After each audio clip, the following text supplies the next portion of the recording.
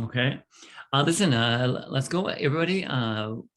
We have a big class tonight. So before I continue, um, do you have your grammar book?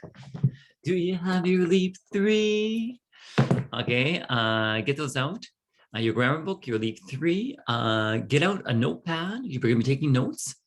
Okay, get out a notepad. It's going to be important because when I'm going to be talking, you're going to be like this. It would be imperative that I should take notes and you're not going, I need some paper here. No, so get out with a notepad and make sure you're all set up for tonight. Okay, because I just want to tell you, even though it's a crazy day, it's tiring. We had, hands up, you had to shovel snow today. Yeah. So it's welcome to Quebec. Quebec is, I don't know if you've heard this before, but I've said it a lot. It's the snow belt of Canada. The snow belt, B-E-L-T, like a belt you wear around your waist. And the idea there is it's the province that has the most snow in all of Canada. Hands up, you knew that. It's crazy. But anyway, it is what it is. Okay, so listen, the first thing we're going to do, I'm just saying that tonight is important. I need to get some energy. That's why I'm having a cup of tea, not because I'm English. But I just want to tell you what we're going to be doing tonight is, and that's why I'm recording it too, because I don't want to take any chances. If you missed tonight's class, you can look at it because I'm going to try to set you up tonight, set you up so it's clear for you this course. Okay, so it's going to be very important that you're awake. Okay, because we're going to be doing exercises. I'm going to be explaining things. We're going to be working in your grammar book. We're going to be working in your LEAP. We're going to be working in the course notes. So the other thing is, hands up, you printed your course notes and they're in a little booklet. Okay, excellent. For the course notes, listen, I can't force you to do anything, but the most important thing to me is you're organized. You know where everything is. So if you wanted to have your course notes on your computer, you didn't want it because that's the easiest for your generation. Well, then peace and love. The idea, or you took my suggestion, you had it printed and put in a little booklet.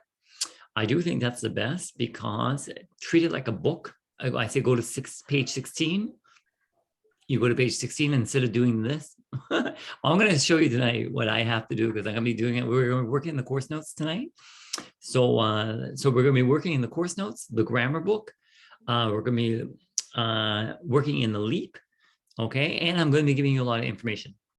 And we have a PowerPoint to look at as well. So we have a lot to do tonight. I'm going to give you a 15-minute break tonight. Okay, and the class is probably going to finish at 9:20. That's what happened on Monday. So we'll see, but you will have a break tonight. Okay, we have a new class list because students have been still changing. So I'm going to start with the class list. And when I call your name, not if I call your name, but when I call your name, I would like you, well, actually, I have a question to ask you. When I, in formal English, okay, when I, I'll raise my voice a little. Does everybody hear me well? Hands up, yes. Yeah, you hear me well? Excellent, excellent. Okay, because I do have a McCarthy voice. We McCarthy voices, my voice carries. Okay, so listen, if I asked you, do you have your books? Okay, what would be an appropriate answer to answer? Let's go, Mr. Adam. Do you have your books? Yes, I do have my books. Okay. Now, I asked, do you have your books? So you knew what the topic was, okay? So if you were talking about formal English, I felt that a lot of what you said was redundant. It was already said. It was not necessary to say. So formal English, how could you improve it? Do you know? Let me think. Yes, I have it. I don't know. No, so listen to the, what was my question? To like put in other words, my Okay. answer. Okay. I'm not, your learning's not done. Okay. You're going to listen to other people, but the important thing is you're here. Okay. Okay. Okay. Let's go with, Miss Abed. Hi. Hi. I Do you changed have my your, name, do you have your but books? I do have them. Okay. Let's see, class. Education, true education is every time I ask a question to one student, I correct them, your answer needs to be corrected. Now, if you say the same answer as the first person, it's kind of crazy. That's not education. Hands up, you understand me. Okay, so come on. If I'm correcting one student, the next student, please do not repeat the same answer because there was a problem with the initial answer. Okay, but the important thing is you're here. Okay, so thank you. Okay, let's continue. Mr. Abheb, Abheb. Okay, Mr. Barrett, do you have your books? Yes, I have them. Okay, I got to correct. That's not good either. Okay, is somebody going to give me the correct answer? I'm going to continue. I'm good, persevering. Okay, let's go with Mr. Boivin. I don't. I have placed an order, and I'm still waiting for the email that tell me the order is ready to pick up at Okay. the No. co-op zone. Okay, very good. Okay, he answered the question well. Okay, so what was the correct? So back to Mr. Adam. What is the correct answer you need to say? If it's a yes, you say what? You said yes. No. Okay, peace and love. You strike two. Okay, let's go with Abed. Do you have your books? I said I do have them, but I'm not sure if I'm still repeating myself. I'm just gonna abstain from. Yeah, you're repeating yourself. Peace and love. Peace and love. Okay, let's go, Mr. Barrett. Do you have your books? Yes.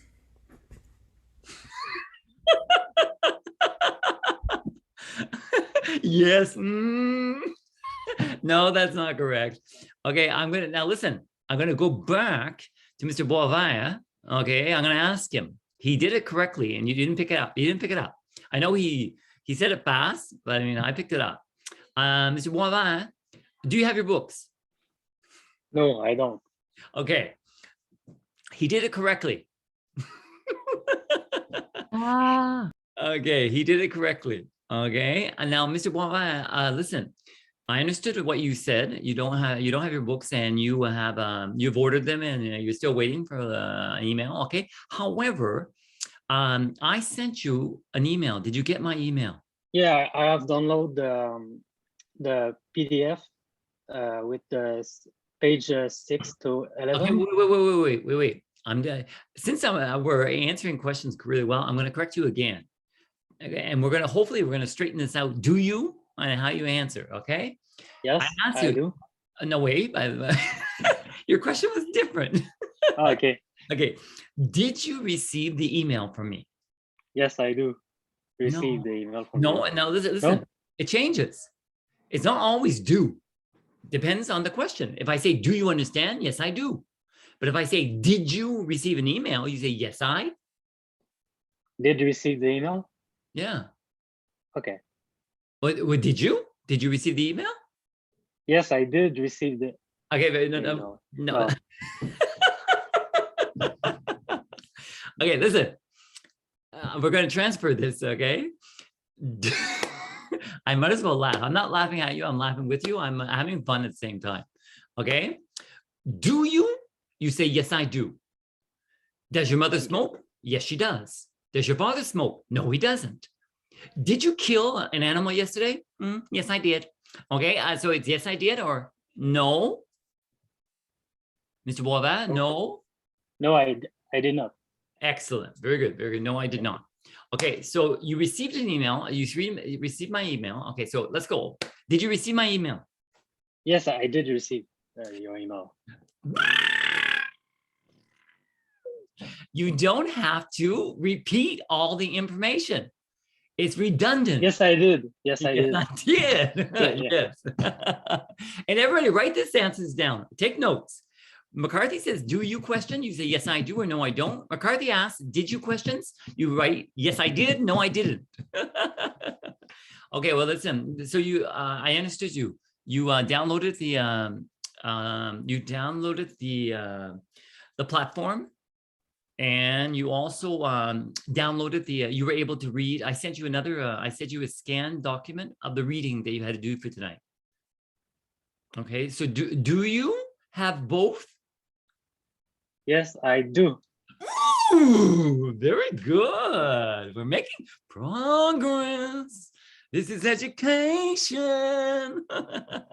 Okay, excellent. Very good. Okay, let's go with Nora Bustamante. Hello. Hello, do you have your books? No, unfortunately, I don't. Okay, that was I'm good. still, I'm still waiting. That was good. And why don't you have your books? Because I went. Actually, wait. I'm going to help you. I'm going to help you, Ms. Bustamante, because I'm asking you a new question. Okay, why don't you have your books? Class, I want to know why. I want more information.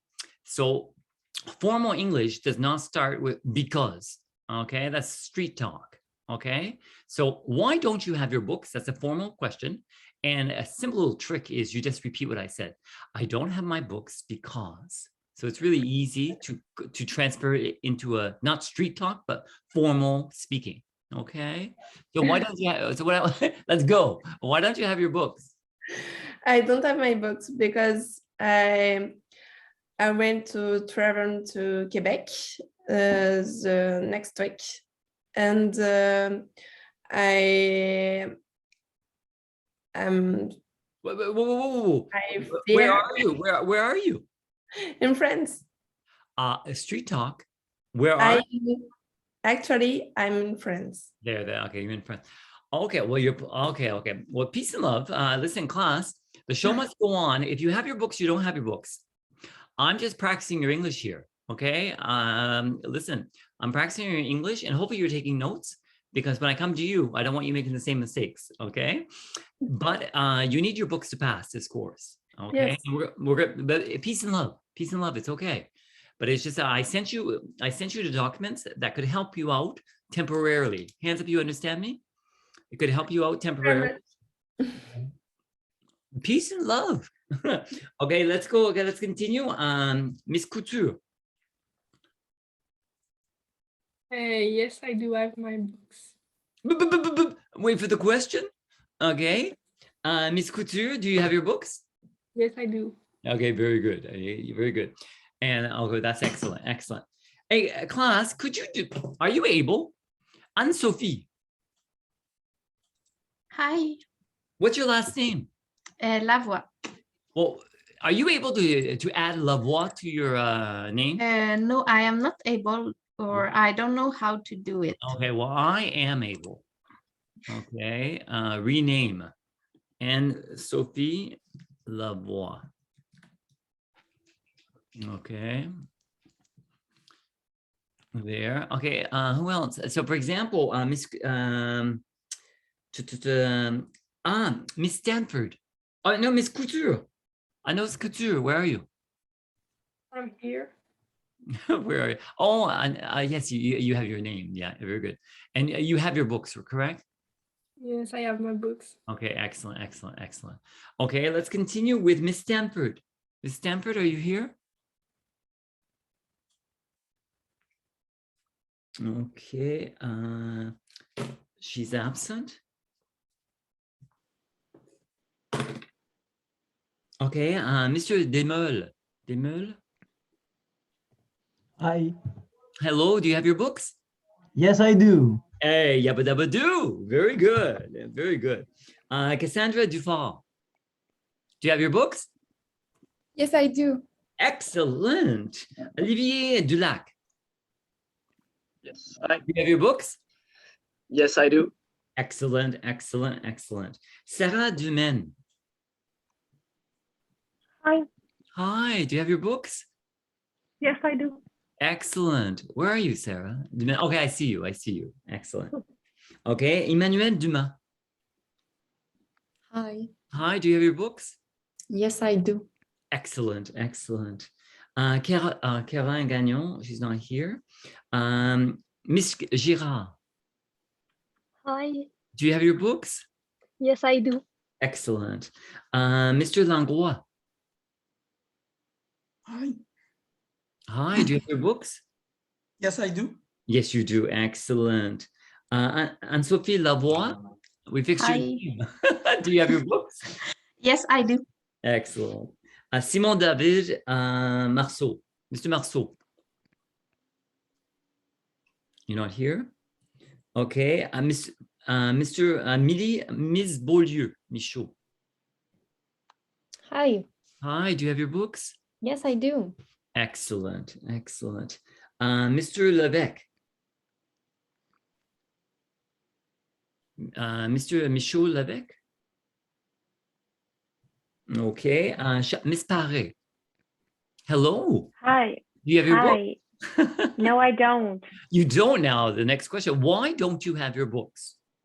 because I got COVID, so I can't leave my. Yeah. I said, why don't you have your books? You can't start with because. Oh, I don't have my books because I got COVID, so I can leave my room. Oh, well, you have to. Actually, you know what? You No. still have, you received the books. You received the platform that I gave, the 14-day trial platform for the grammar book. Oh yes, I saw that you sent us an email, Yes. Because so of I that, can go on the platform. yeah, but well, technically, peace and love. You're supposed to do it before because it would have allowed you to do exercises for the grammar that you needed to work on this week. Okay. Okay. Yes. Okay. Well, thank you. Okay. Miss Petri. Hello. Hello. Do you have your books? I can't hear you, Miss Petri. Oh, No, oh, you okay? I'm hearing. I'm hearing a part where it's really clear, and then it's really low, and okay. then there it's excellent. Yeah. No, we lost it. Yeah, There. why, but Oh, my micro is changing. okay. So I understand you have. So do you have your books? No, I don't. Okay, no idea. Well, why don't you? I have the English grammar book, but I'm still waiting for the Leap 3 book at the Zone Coupe. Okay, but you do have your reading for tonight. Okay. Yes, and I have also checked your email and done the Leap 3 exercises. Excellent, excellent. Okay, very good. Okay, Karine Richard. You're not here? Okay, Mr. Sami. Mr. Sami? Yes, I'm here. Hello, young man. Hello. Okay, do you have your books? Yes, I do. Okay, where are you? But I am in my office in Quebec here. Okay, very good, very good. I was checking. Where are you? Okay, and William Dumont. Trottier. Hi, Mr. McCarthy. Well, hello, young man. Do you have your books? Yes, I do. Excellent, excellent, excellent. Okay, have I called everybody's name? Sorry, sir. Yes. You didn't call me. I didn't call you. What's your name? Simon. Oh, Simon Lelièvre.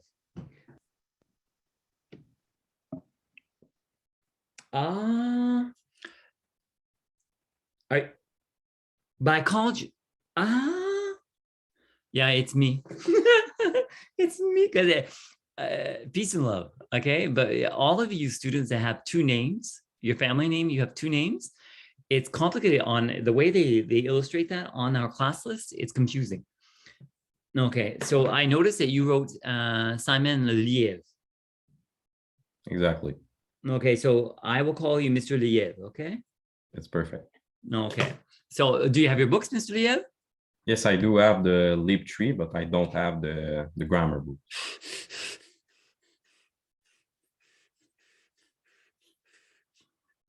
You made a mistake. I'll ask you again. Come on. Do you have your books? So you could say, if you only have one, you could say, you could say, I have one book, but I do not have the other. That would be okay. But I do have one book. Yeah, maybe I'm being quite demanding, perhaps. But so you're still waiting for your leap book. Yes. No, my grammar book. Oh, you have your leap book, but you don't have your grammar book. Yes. Okay. Okay. Well, you do have access 14 days for the grammar on the online, but okay, it should come because you ordered it through Laval, right? Yes. Now that's a little more complicated. See, you ordered it through Laval. Okay, right. And you could say, McCarthy, you're doing a little informal English, but if he wanted to, he said yes, but if he wanted to be a little more formal, my question, was it in the present or the past? In the past? Did you order it? Yeah, very good. So you could have just said, even better, you could have said, well, yes, I did. Excellent, excellent. So class, I'm doing this with you because when people speak to you like this, hey, you ordered it, huh? They're speaking informal English, okay?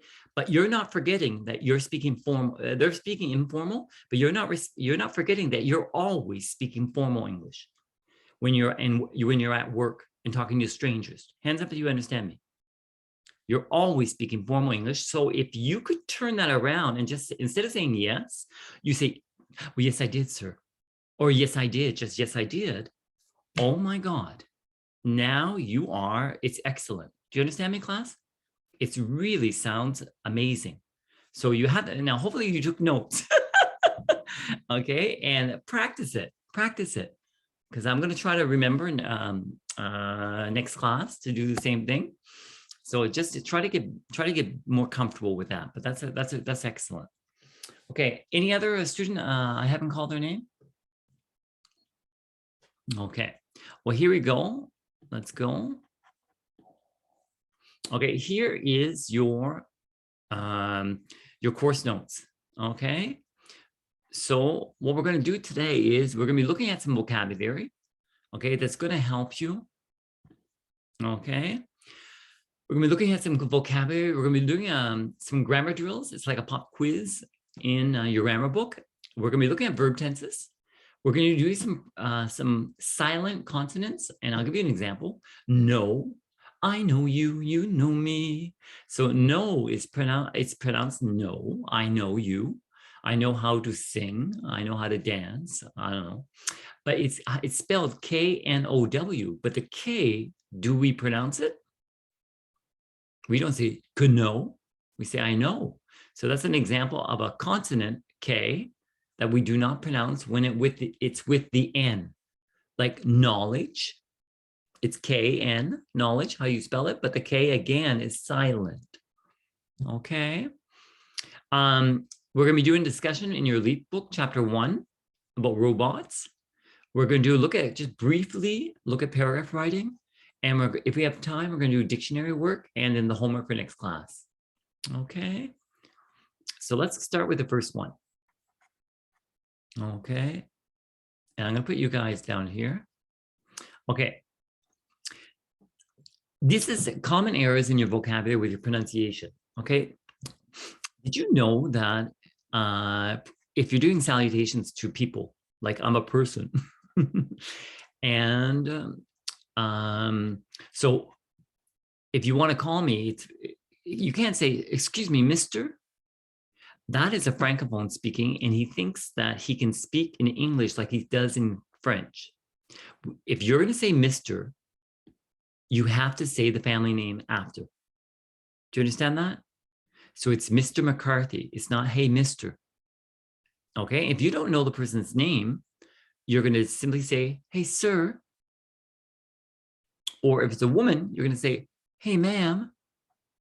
If you don't want to deal with their names or you don't know their names. If it's a man, you can just say, sir. And if it's a woman, it's man. And it shows respect, but it's not a snob. No, a sir is just very polite, and it's not too polite. It's just very polite. If you don't know the person's name, you call, excuse me, sir, do you know what time it is? And then the person is going to react very nicely because you were very polite with them by just saying, sir. Okay. But did you know that women before they were pronounced, this is pronounced miss. Can everybody repeat miss? Okay.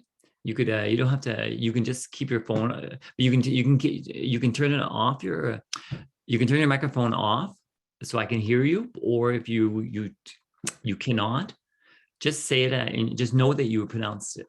Miss. Miss. Yeah. Miss. Very good. And this is Mrs. Mrs. Mrs. Yeah, very good. And here it's Ms. Miss. Yeah. Yeah, very good. It's pronounced like a Z. Okay, Ms. Do you know what the difference is between these three? Let's go with Miss Petri. Do you know? Yes, I do. Let's go. I think that it depends on the marital situation, if you're married or not. Oh, okay, if you're married or not. Okay, let's go. Could you explain, please? Yeah, I think that Miss. No, Miss. It's when you're not married. True. Excellent. I think that Miss, it's when you don't know if the woman is married or not. Excellent. And Mrs., it's when the woman is married. Very good. You explained that beautifully. Excellent, excellent, excellent. And what's amazing, what's happened is before, like my mother, she was Mrs. all her life because she was married to my father. However, today, the women's movement, okay, and I think it's good. Now they have a salutation, Ms. And you said it very well, Ms. Petri. We don't know anything about the woman. We don't know if she's single or married. And in one way, it's equivalent to the man, Mr. Because if you say Mr. McCarthy, you don't know if I'm married, divorced, married 4 times. You don't know you don't know anything. So it's the women need to have the same thing. So is that clear for everybody? Okay. And if you don't know the person's name, for example, if you don't want to say McCarthy, because McCarthy is 3 syllables and there's a TH at the end, okay? It's not McCarthy, it's McCarthy, okay? So you could choose to refer, excuse me, sir, and that's just polite. Hands up, you, that's clear. Yeah, it's just polite, okay? You don't say, hey, mister, that's impolite in English, okay? That's impolite, okay? If you don't understand me, can you say, huh? What? Quoi?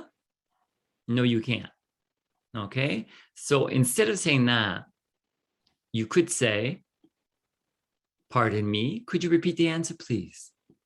And speaking of this, when you don't understand, this is important, class, because you're learning a language. Often you don't understand. Do you understand that?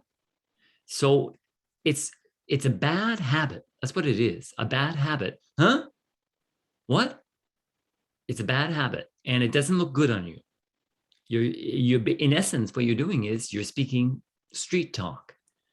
And I said, I don't want street talk. I want you speaking formal. And it's not more complicated. It seems like it's more complicated, but it's not. It's just a different habit. So if you can just create a new habit by saying, pardon me, and the idea, some people will say to me, well, McCarthy, can't we say, I'm sorry? And I could say yes and no. Yes, because in North America, we hear that. Sorry. But if you were to go in Australia and say sorry, they might not understand you. And they might say, why are you apologizing? You didn't do anything wrong. So do you see how, hands up, you understand how it's confusing? Depends where you are. Okay, well, when you say pardon me, internationally, everybody understands the exact same thing. Whether you're in Taiwan, Australia, Mali, in Africa, pardon me has one meaning. Okay. Yeah. You want my keys? Yeah, it's on the windowsill. Okay. My kids. Okay, let's go. For you, another error you guys say, I want to correct it. You say back. I'm doing a back. That's not English. Okay, I'm doing a maîtrise. Maîtrise. That's not English. And a doctorat is not English. Okay, so instead of saying a back, you say bachelor's degree. A master's, a maîtrise, it's a master's degree. And a doctorat, we say an acronym, PhD degree. Okay, so Mr. Liev, which one are you doing?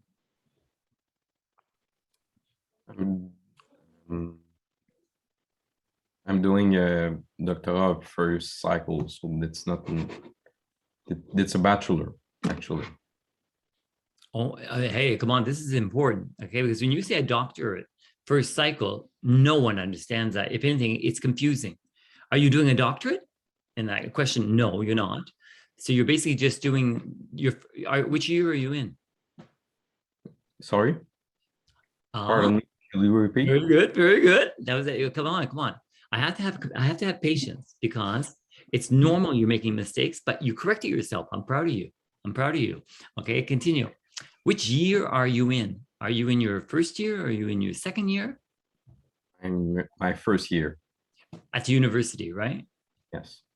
Okay, so you would clearly be doing your bachelor's degree. Okay. Okay, Mr. Sami, which one are you doing? I am doing a master's degree, especially an MBA. Okay, a master's degree, pardon me? An MBA. No. Forget your MBA. I want a master's degree. MBA. Okay, no, say a master, because MBA it's a little street talk. You could say a master's degree, and I'm specializing in marketing or finance. Okay, that would be a little more formal. Okay. Okay. Listen, what is the difference between a diploma and a degree? What is the difference? Okay, Mr. Dulac, what do you think?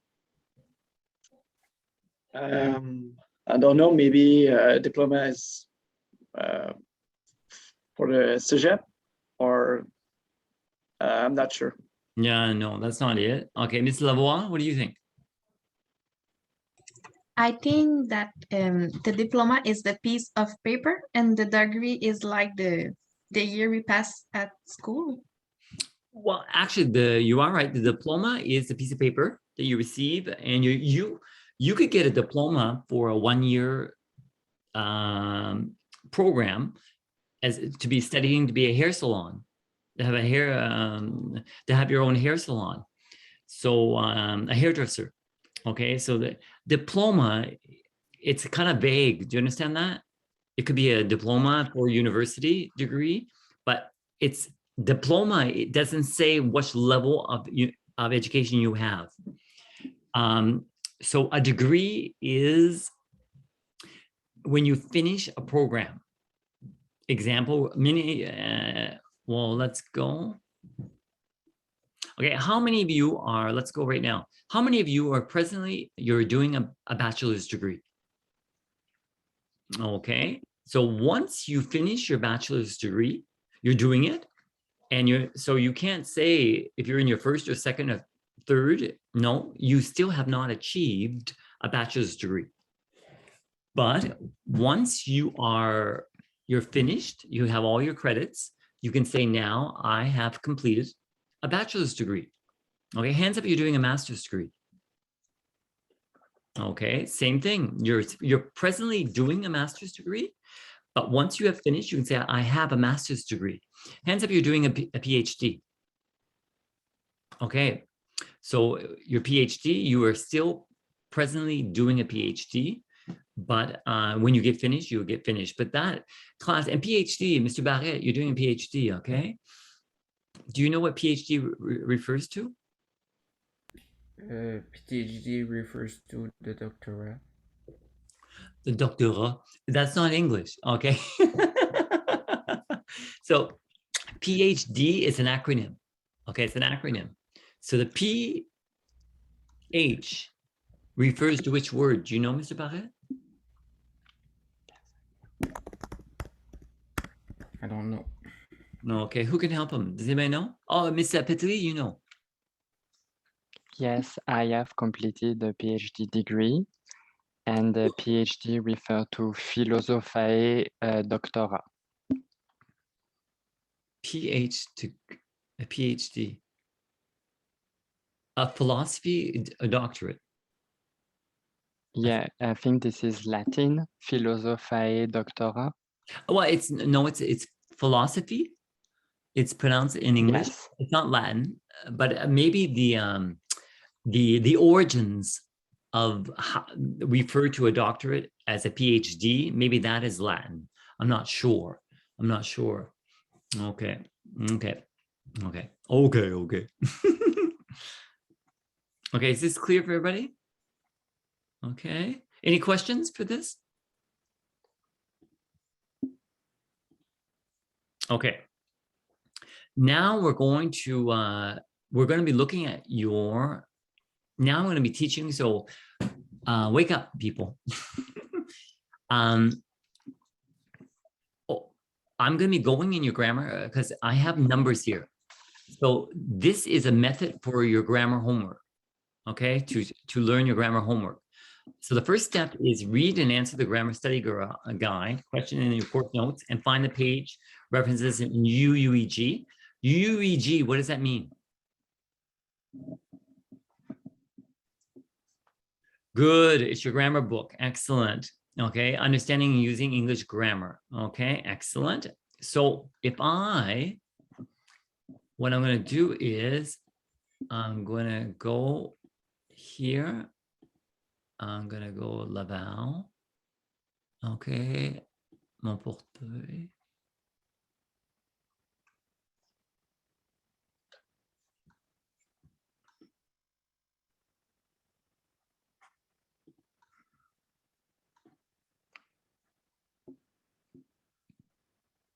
Okay, course notes. Okay, so we said the grammar study guide. So here, what I'm going to do right now, see, these are the course notes. You were supposed to this week look at these pages, okay? And the 10 of the schedule, well, you don't have to look at that schedule, and technically because I have my schedule is different. Hence, if you understand that. Okay, it's different. The novel, I don't know if you're happy, but you're not reading a novel in this course. My friend Dave Zink, he's reading a novel. A few tips with reading that you could have read. Internet site presentations. You're not going to be doing internet site presentations. How to study grammar in the course. That's excellent. Some literature and all English speaking and listening practice, good. And English exam lines is very good too. But did you note, I just want you to notice something. In your course notes, you have course information, you have writing, you have reading skills and vocabulary like false cognate number 1. These are cognates. And just quickly, a lot of you make the mistake, and I'll give you an example. You make a mistake when you're talking about the bookstore at the Zone Pavilion. Pavillon du Jardin, which is the bookstore, you will call it a library. Because, and maybe some of you won't, however, that's an example of, it's confusing because we have the library and librairie. They're two words, they resemble each other, but they have different meanings. So they trick you. So when you say in English, I'm going to the library because I want to buy my English books. Well, somebody in Anglophone will say, excuse me, you mean a bookstore? Because a library is a place where you, help me class, it's a place where you when you read books and borrow books. Excellent. You read and borrow books. Very good. That's a library. And a bookstore is where you buy books. Okay. That's an example of a false cognate. Is that clear for everybody? Okay. Now, if I look here, it said, look at your grammar study guide. So here is your grammar study guide. Okay. And here is, and we're going to be working with this grammar study guide. I'm going to come back. Here is your grammar terms and navigation analysis. You have your first one right here. It's basically hands up, you own a car. You own a car. Okay. Yeah, a lot of cars here. Okay. When you're driving a car, a vehicle, a truck or a car, is it important to know what a muffler is?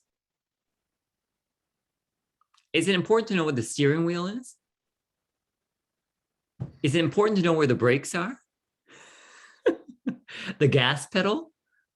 And the answer is yes, it's important. Hands up, you understand me. Okay.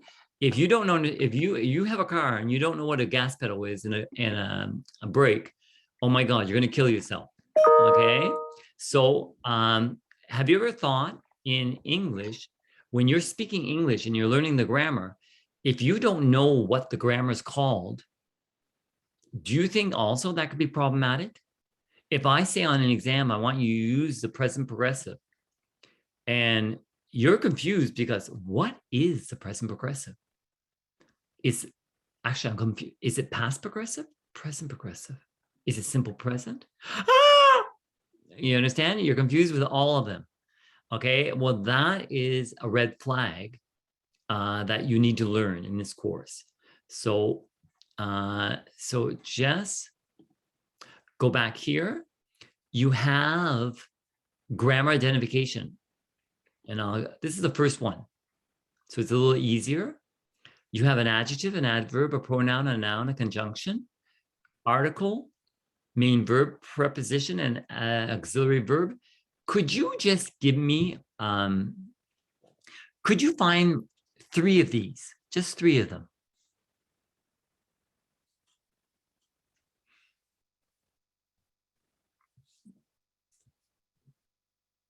Could somebody just open up their mic and help me, please? From the text? Pardon me? From the text above? Yeah. All the words that there are 1, 2, 3, 4, 5, 6, 7, 8, 9. There are 9 words that are in bold. Okay. Choose one of those words in bold for 3 of the articles below. 3 of the grammar, the grammar identification. A is an article. Okay. Dignity is a noun. Okay. Mr. Barret, are you speaking too? Yes, I want to speak.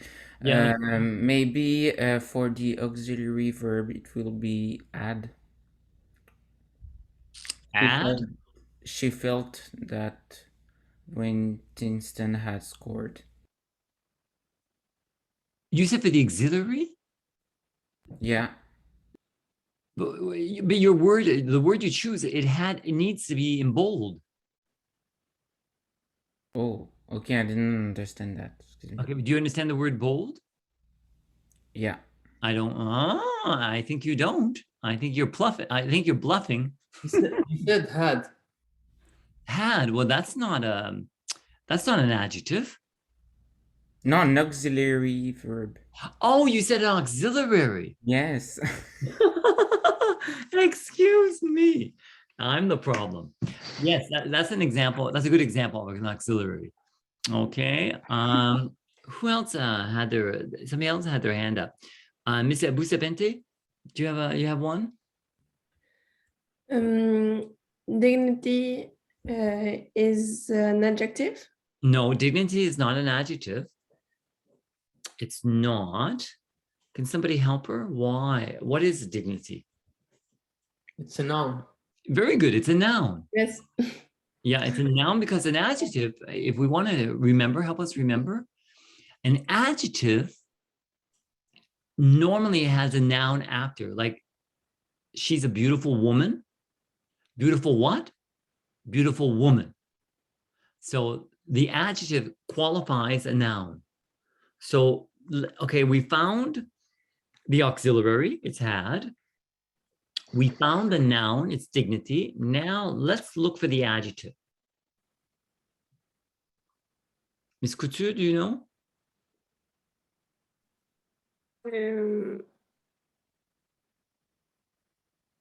Pardon me? Preposition yesterday. No, I didn't say preposition. I said adjective. Adjective. Miss Dumaine, do you know? Miss Dumaine? Is it another? It is. It is another. Very good, because another what? Miss Dumaine, another? Another one? Well, it's not another one. What does it say in the text? It says another. Another thing? Yeah, another thing. Okay, so it fits the example of an adjective. A beautiful woman, a handsome man, another thing. Another is the adjective because it has a noun that follows. Is that clear for everybody? Yes? Any questions?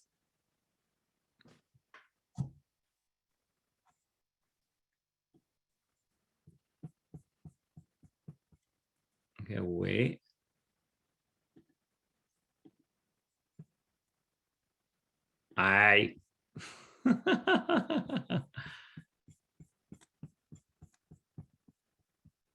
Okay.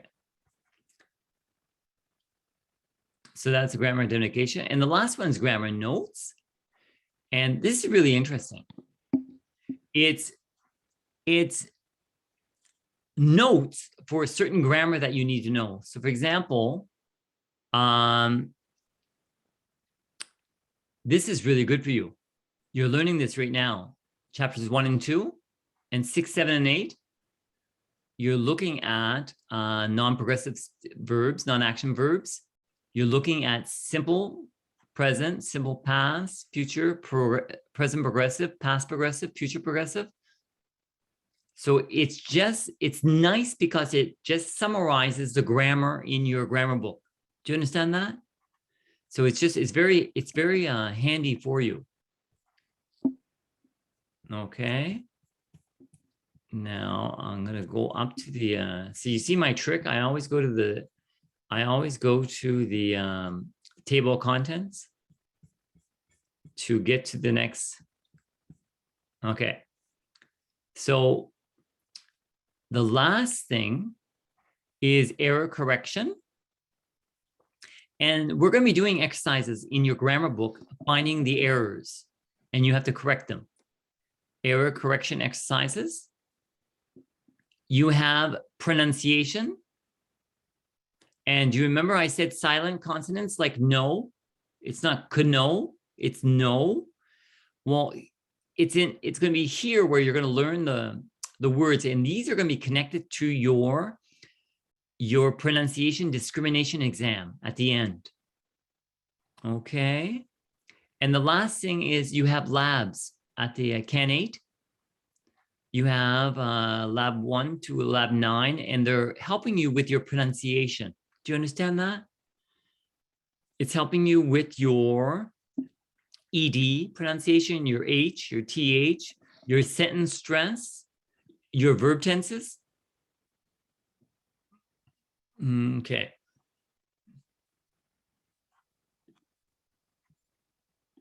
Okay, class, before I continue, we just looked at the course notes, okay, and we haven't finished, but do you understand that the course notes are important? Do you understand? They're important, okay? So please, we created these course notes to help you. Do you understand that? To give you practice opportunities, to help you review, like in the grammar notes. Once you're done the chapter 1 and 2 and 6, 7, and 8, go to course notes and it's going to summarize the grammar for you. So it's going to help you remember it, okay? But before you do that, I said the first thing you should do, example, this week you had to look at chapters 6, 7, and 8, correct? Yes, hands up, yes. 6, 7, and 8. Well, if you want it, you could have gone to the grammar study guide and look at chapter 6, 7, and 8. So look at chapter 6, and before you do anything, do you understand? Try to answer these questions because it's going to activate your brain, and your brain's going to say, your ego, okay? We all have an ego. So your brain is going to say, I know I'm good in English. I don't know, oh my God. Okay, and so it's very effective of being motivated to learn the grammar. So could we look at right here? Let's do this. What are some common irregular plural nouns? Give me some common irregular plural nouns. Anybody? Miss, yes, Mr. Ben? Children. Children, yes. Anybody else? Just open up your mic and say. Eat. Eat. That's not a noun. That's a verb. Feet. No, feet. Oh, feet. Verb Oh, of very good. foot. Yeah. Okay, children, feet, and one more. Woman. Mice. Mice, and woman is singular. What's the plural of woman? Women. Woman. Excellent. It's women. Very good. Okay, how is the possessive form written for a singular noun? Give 2 examples. Mr. Barrett, do you know? My. Yeah, for the possessive form written in a singular noun, we just need to add an apostrophe and a s afterward. Yeah, give me an example. The girl's coat. Excellent. The girl's coat. Okay, so it's girl with apostrophe s. Very good. Can somebody give me another example?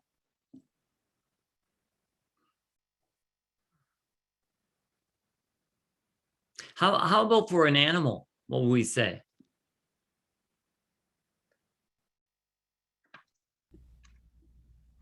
I can respond to that if you want. Yes, please. I don't care who does. I want an answer.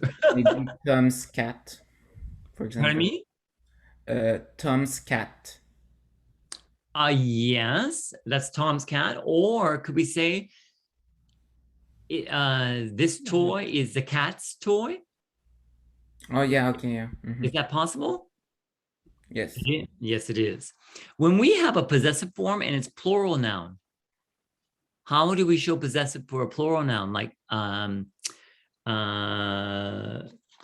girls.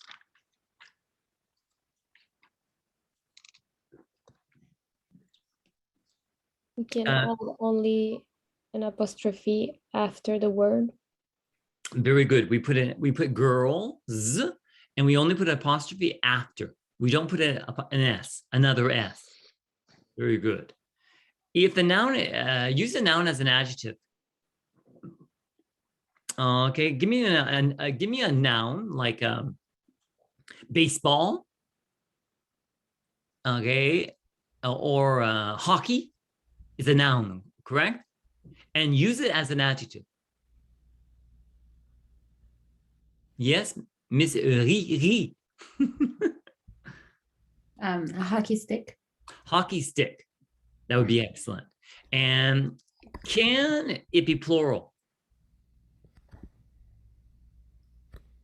You, Miss Riri, what's your name? Oh, it's Tran. I've tried to change it, but it No, I will, because what's your name? ran. Ran a bit.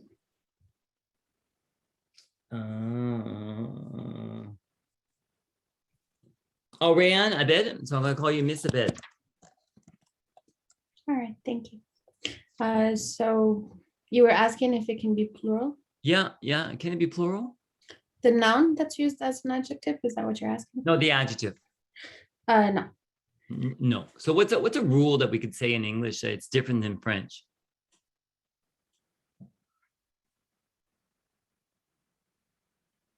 Does anybody know? Because in adjectives in English, in French, can you pluralize them? Yeah. Do you agree you can, huh? And do you realize how for Anglophones, when we write French, it's so complicated? Okay, so it is. But do you know in English, the adjectives, we do not pluralize them in English? They're invariable.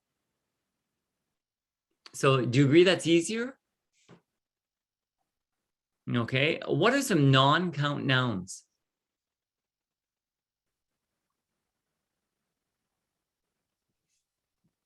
What do we mean by non-count nouns? It is a noun that we can count. Do you have an example? Like rice, you can count all the rice in a Very good. cup. Yeah, very good. Rice. Give me somebody else. Give me another example. That's a good example. Rice. Work. Air.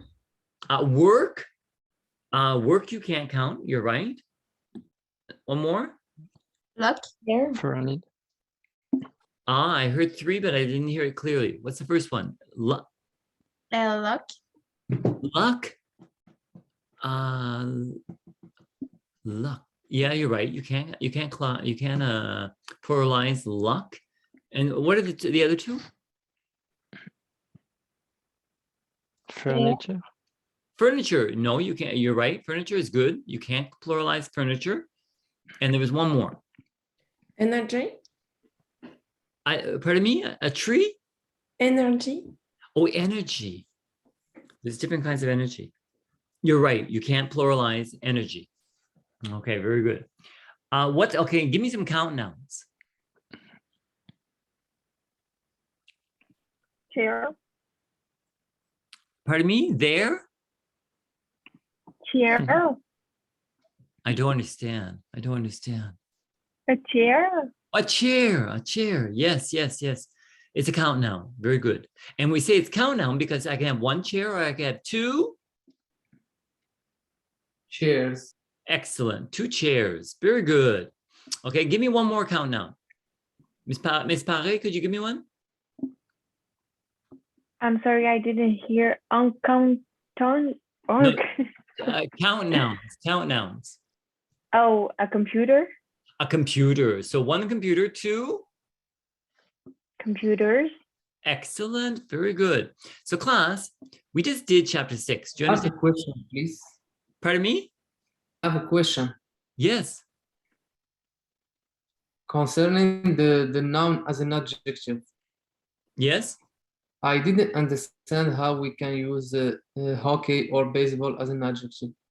Well, Miss Abed gave the example of a hockey stick. Okay. And what does it mean? A hockey stick. Or a hockey helmet. Oh, okay. Okay.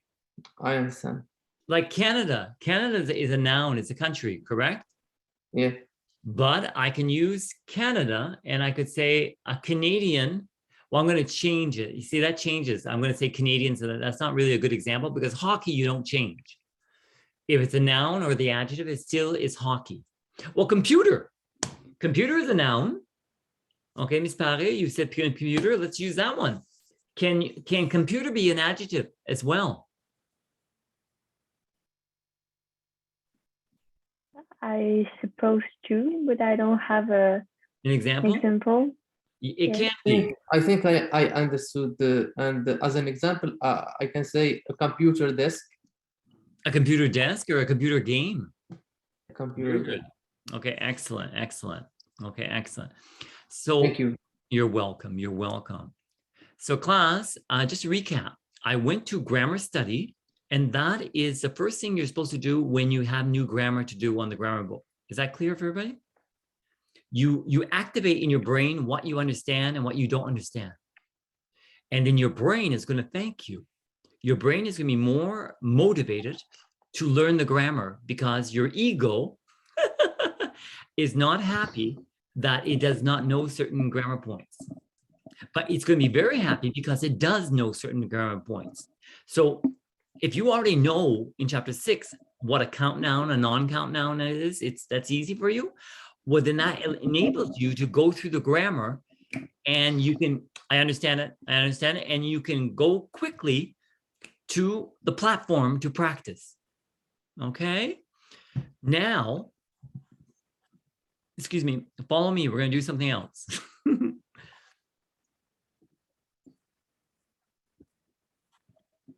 Okay, once you know the grammar, you don't understand chapter 6. Next, you're going to go to chapter 6 in your grammar book.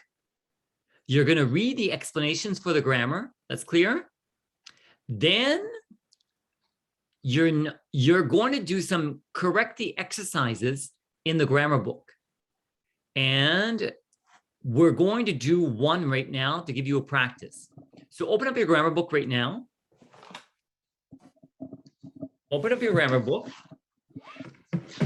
and go to page 42.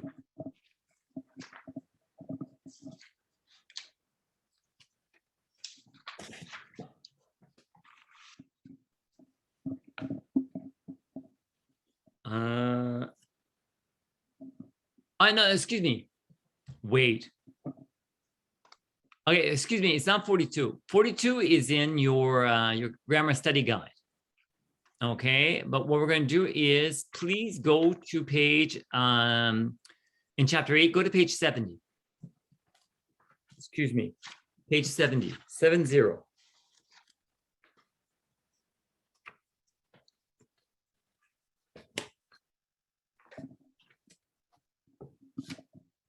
Okay. Now I'm going to stop. I want to see all your names. Okay, so let's go. Okay, page 70.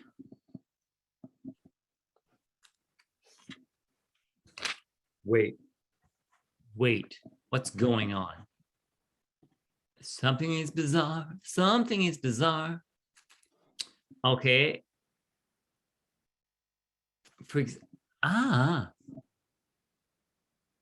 Course notes, there's a reference to all grammar notes. Okay, I've already explained this class. In the course notes only, okay? In the course notes only, you have 2 sections that can help you. You have the grammar study guide. You go first to check and see what grammar you understand for the chapter. And also you have a course notes that you could go as well to check it. But this is more to learn the grammar in a very condensed way. Here is an example. Now, go to page, we're going to do a grammar drill on page chapter 6, 7, and 8. Go to page 116. Now we're making fire. 116.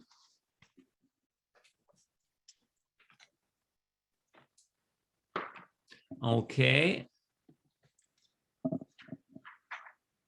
Okay, 116, and now we're going to go now an exercise 44. Do you see exercise 44? We have mistakes. Okay, so the first one has been corrected. The second one, there's no change, so there's no mistake. Okay, now look at the third one. The third one, okay, Miss Dumas, could you read, find the problem in number 3. I read the sentence? Yes, please. But correctly? Please, yes. Okay. The teacher gave each of the students a test paper. Each of the students, that is good, but I could even make it more simple. And I could simply say the teacher gave anybody. Each student. Each student. Yeah, very good. Each student a test paper. Okay. Let's go with number 4. Pardon me. Yes, What, yes, what yes. page? What page? Well, page 116. 116. Okay. Thank you. You're welcome. You're welcome. It's 116. Okay. Actually, here. Do you see it? 116. It's right here. Okay. So let's go with number 4. Okay, Mr. Trottier, could you read it, please? Yes. Every student in the class did well on the test. Okay, I heard an S on student. Yes. Yes. And every, what's the meaning of every, Mr. Trottier? It's each student. Yes. So is there an S on student? Okay, no. No, okay, read it again, please. Every student in the class did well on the test. Okay, so is there an error? No. No, there isn't. No, there isn't. Okay. Number 5. Number 5. Okay, let's go, Mr. Maurice. Yes, every chair in that room is uncomfortable. Every chair? Chair, not S. Okay, every chair. Read it again, please. Every chair in that room is uncomfortable. Yes. I'm changing your name. There, I'm adding a Langlois. Okay, so Mr. Langlois, excellent. Let's go with number 6. Okay, let's go, Mr. Boisvert. I only have the answer key. So, You only have the answer key? yeah, I don't have, well, I don't have my books yet, so oh, the answer key. The answer key on the website, on the portal. Yeah. Okay, Mr. Okay, thank you. Miss Marceau Beaulieu. Yes, we are at number 6. Yes, number 6, please. The equipment in our office is broken. Okay, could you read the whole sentence, please, and fix the mistake if there's one? I don't think it's a mistake. One of the equipment in our office is broken. One of the equipment? Ugh, that sounds bizarre to me. One of the equipment? No, it's a non-count equipment, so there's no S. In our office is broken. One of the equipment in our office. No, it's okay. It's okay. It's the problem is me. Okay. It's correct. One of the equipment is broken. Okay. So number 7, Mr. Dulac.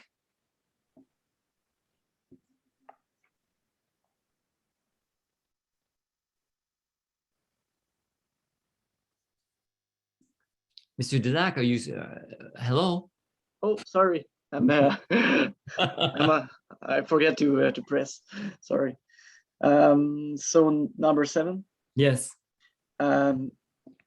Each of the women in the room has an interesting story to tell. Okay, there's a mistake in that sentence.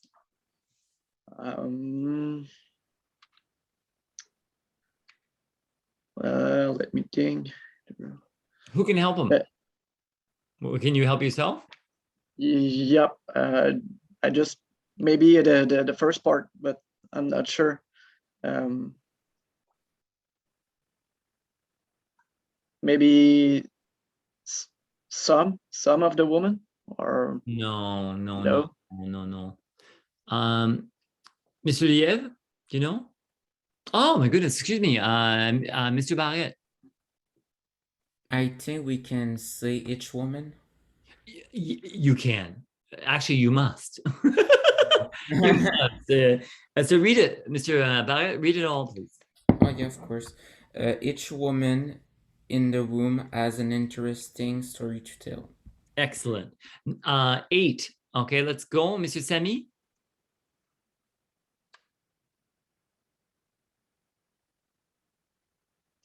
Okay, Mr. Fall. Yeah, may I ask, where are we? You saw me going in and come back because my breaker jumped. I was listening. I was I better print those course notes. But also, I'm always cold and I have a personal heater on my feet, and both at the same time. Yeah. Life is exciting for you, huh?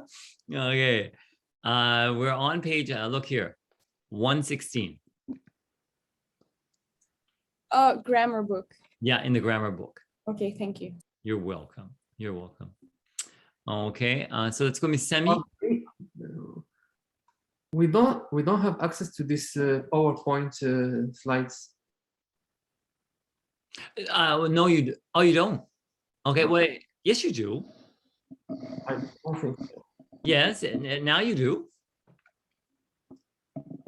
Mr. Semi, you have access.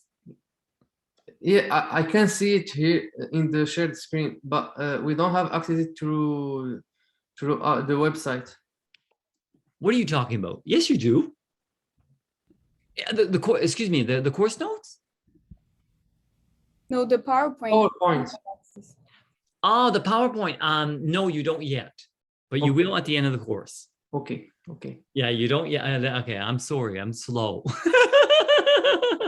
I didn't understand. Yes, the PowerPoint, you will have it at the end of this course. Okay. Okay. So I repeat the answer. Number 8. Okay. One of my favorite places in the world is an Iceland in the Caribbean Sea. Okay. One of my favorite places. Places. And repeat. It's called island. Okay. Island. One of my favorite places in the world is an island in the Caribbean Sea. Okay, now island, example, that is an interesting word to show what? To show that we don't pronounce the S. Bingo. Okay, excellent. So it's if anything, it's an example for another verb that McCarthy said at the beginning, which was? No. Very good. Very good, Miss Marceau. Very good. No. So no and listening are similar. Hands up, you follow me. Okay, excellent, excellent. Okay, let's continue. Number 9, Mr. Demeul. Customs officials will check each one of your suitcase. I think you have no error, but I'm not sure. Customs. Yes. Well, there's one mistake. There's one mistake. Yeah. What did I tell? What did I say about what did I say about adjectives in English? Miss Demen, could you help? Custom doesn't take an S. And why doesn't it take an S? Because it's an adjective. Bingo! Bingo! Okay, excellent. So could you finish correcting it, Mr. Demen? Yeah. Could you read it, please? Custom official will check each one of your suitcases. Excellent. Yeah. So the problem was at the beginning, it was an adjective that was pluralized, and in English, that's impossible. Okay. Okay. Let's continue. Number 10. Okay. Number 10. Miss Dufort. I'm sorry, I don't have my grammar book. You don't have your grammar book. Okay. Miss Couture. It's okay. It's okay. Miss Couture. It's impossible for one human being to know every language in the world. It's impossible for one human being. No, there's a mistake in that sentence. Language with no S. Very good. That's one mistake, but there's another one. Who can help her? With no one for human being. Very good. And what do I replace it with? For a human being. No. A human being. Pardon me? A. No. No.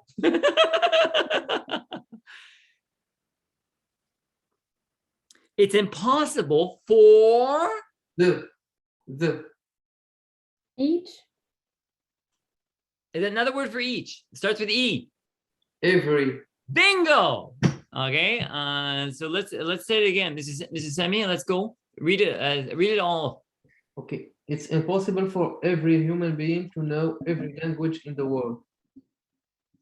Okay. Actually, every is not the best choice because why? Why is it not the best choice? We should use each. Does anybody know why? It will be repetitive. Bingo. And does it sound good when we repeat? No. And the answer is no. It shows that we don't have a rich vocabulary. Hands up, you get that. You understand? And we don't have a rich vocabulary. We're repeating our words. It looks bad in English. And I think it's the same thing in French. Is that true? Hands up, it's true. Okay, well, the same rule applies to English because we have in question 10, every language. I can't use for human being, every human being. So I have to choose maybe each would be better. Okay, to ensure that it's rich vocabulary. Okay, number 11. Okay, Ms. Lavoie, number 11. I found each of the errors in this exercise. Each of the errors? No, that sounds bizarre. How could we? You have each. Each error. Bingo. Each error in this exercise. Read it again, please, Ms. Lavoie.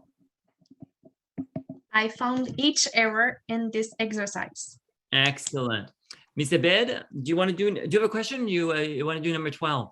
I actually do. I have a question. Yes, question. For number 11. Yes. You said it's impossible for every human being, and if that one sentence is wrong, but doesn't it lose the sense of the actual sentence because it's meant to be like, for one person, it's impossible to know all of that. But if we say every or each, doesn't it lose its actual sense? I'm going to help you there. Doesn't it lose, because your question is really good, doesn't it lose its actual sense? No, that's French. Meaning.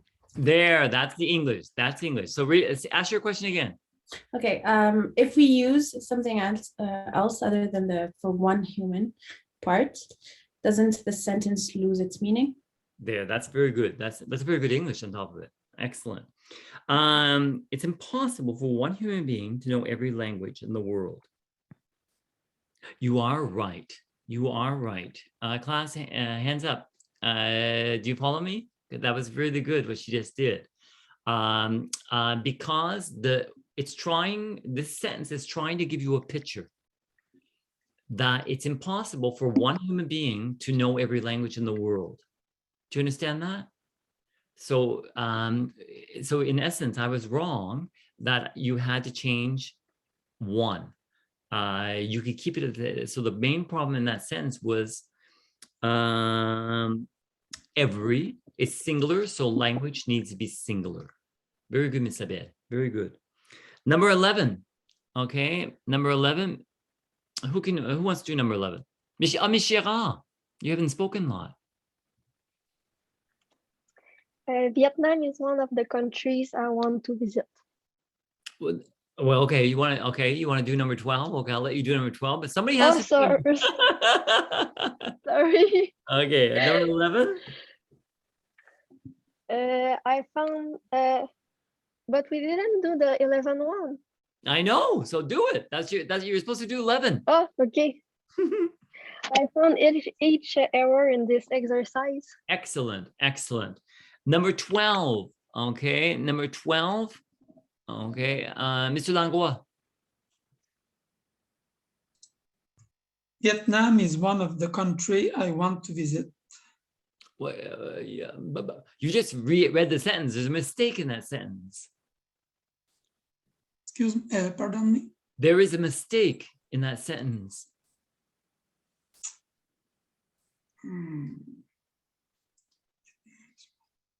Who can help him? I can. Okay, well, Mr. Paul. Wait, we're gonna ask Mr. Paul because Okay. yeah, give her a chance. How can you help him, Mr. Paul? Is it countries? Well, let's read it. Read it all, please, Mr. Paul. I don't have it in front of me. I'm trying.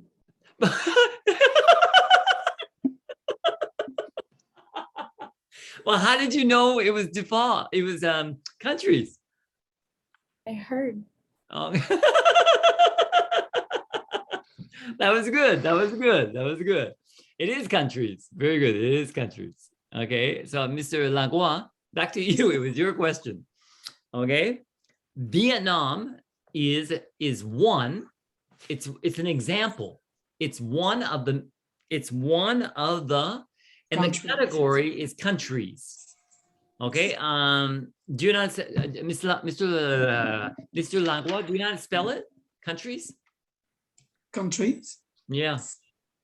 COUNNTREYES. No. Back to you, Mr. Paul. Yeah, you don't need to see it. How do you spell countries? COUNTRIES.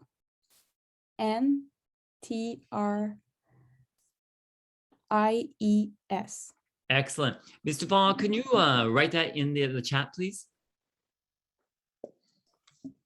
Excellent. Okay, it's going to help you, Mr. Langlois. It's going to help you. Very good. Excellent. Okay, countries. So the Y changes to I, and you add ES for that one. Yes. Okay, excellent. Excuse me. Yes. Can we say I found every error in this exercise, number 11? Yes, you can. Oh, I found every error. Yes, you can. Yes, you did. Yeah, yes, you can. Yes, you did. Yes, you can. You can. Each and every are synonyms, so you can just exchange them. Yeah, you should. So the answer is yes, you can. Okay, thank you. You're welcome. Class, we're gonna go a little faster because time is ticking, but it's just giving you an idea. Go to page 136 right now. Actually, you know what? I'm going to, I want you to get out your cell phones, and take a picture of this.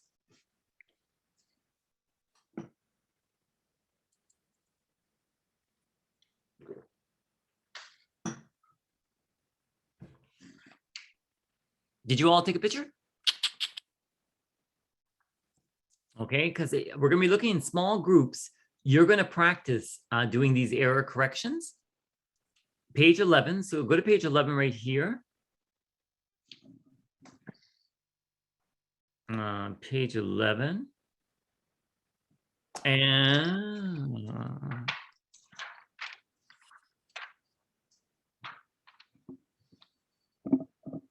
okay. So if I go to page 11.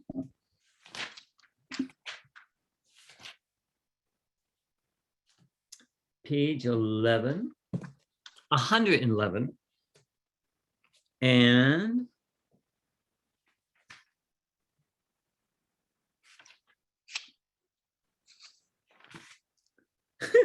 wait, I'm making mistakes. Okay, page exercise 35.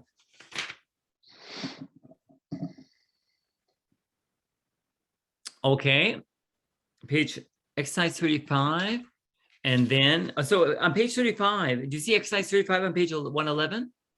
It's just it's playing with the grammar in chapter 6, 7, 8. It's not finding the errors. It's giving you the correct word depending on the context, and their nouns and adjectives. Okay. Now turn the page, and you have page 40, exercise 40.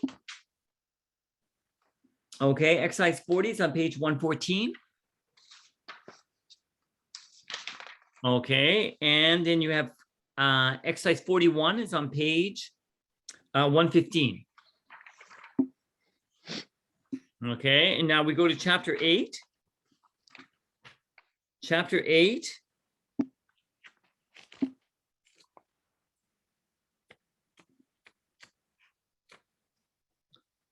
Okay, chapter 8 is pronouns. It's on page 139. Actually, can I write? So here, okay.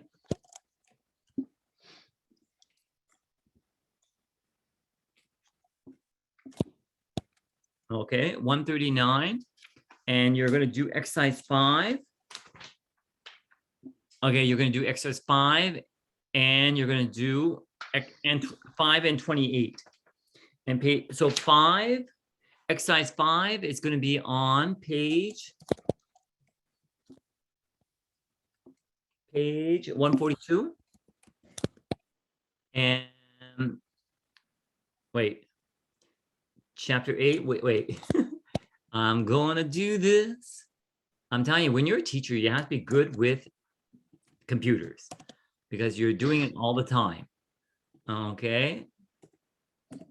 Okay, so chapter 8, page 139, exercise 5, page 142, and exercise 28. Exercise 28 is, yes, very good. 154, 154. Very good. Okay, so you can take a picture of that.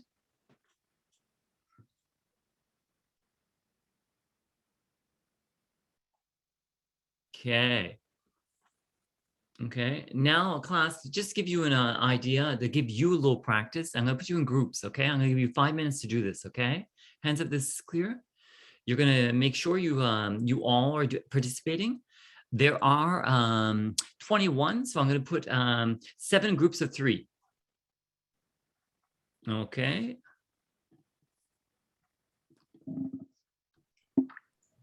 Well, I think 21 includes the teacher. You're right. So we're gonna do 6 groups of 3, and there'll be some groups of 4.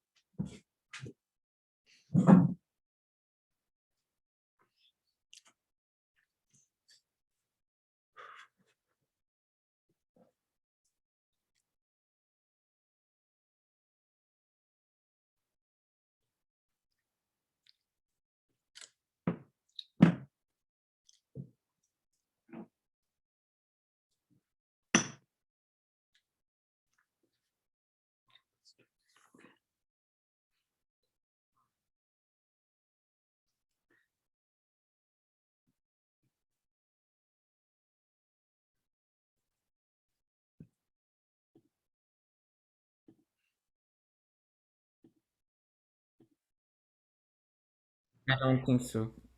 I don't think so too. Hi, Mr. I think it's McCarthy. without Hi. an S. Hello, continue. Yes. Computer software.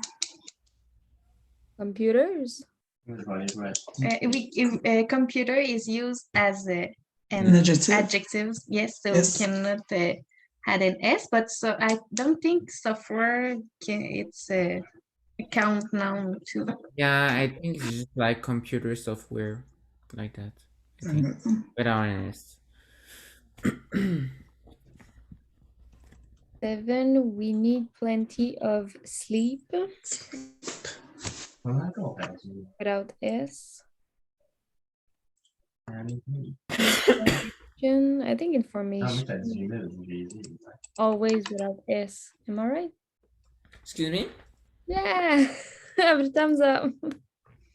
I think information, it's always without S. In English. Any situation. In English. Yeah. In English, yeah.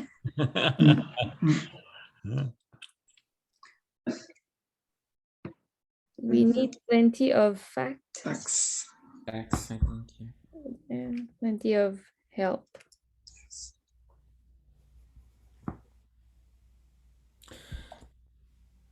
I saw both. I think we need to write the nouns in plural in that. Well, depending if it's a count noun or a non-count noun. Yeah. Yeah. Yeah, exactly. So for the first one, I saw both woman. Women. Women. Women. So read the whole sentence, Mr. Barret. I saw both women. Both. Who's speaking French? I think it's in the background. Yeah. Oh, sorry. I think it's my boyfriend is behind me. Sorry.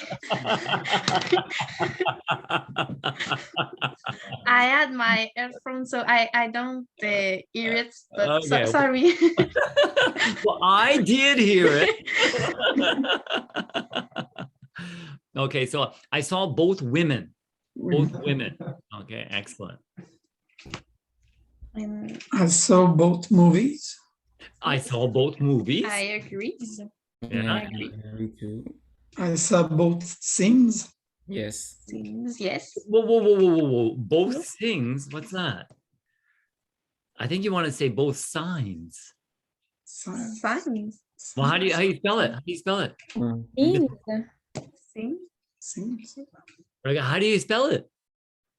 SCENES. Oh, both scenes. Scenes, yes.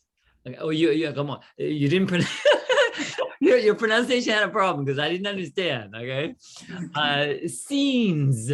Scenes. I saw both scenes. There, that's excellent. That's clear. And to give it context, both scenes of the same movie. Okay, both scenes of the movie.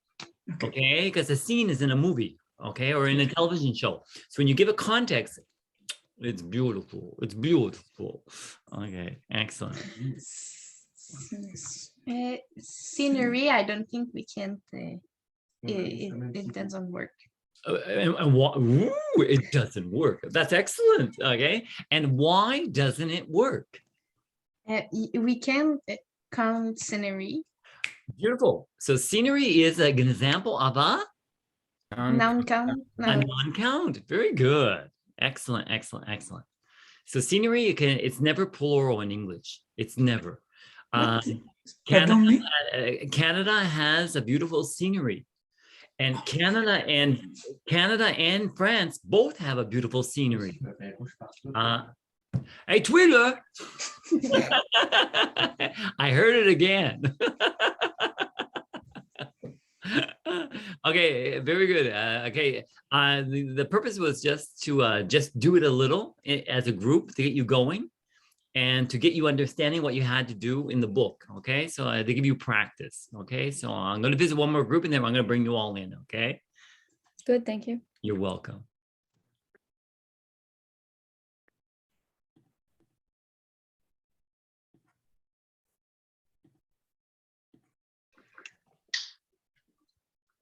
Okay. Choose a sentence that best describes the situation.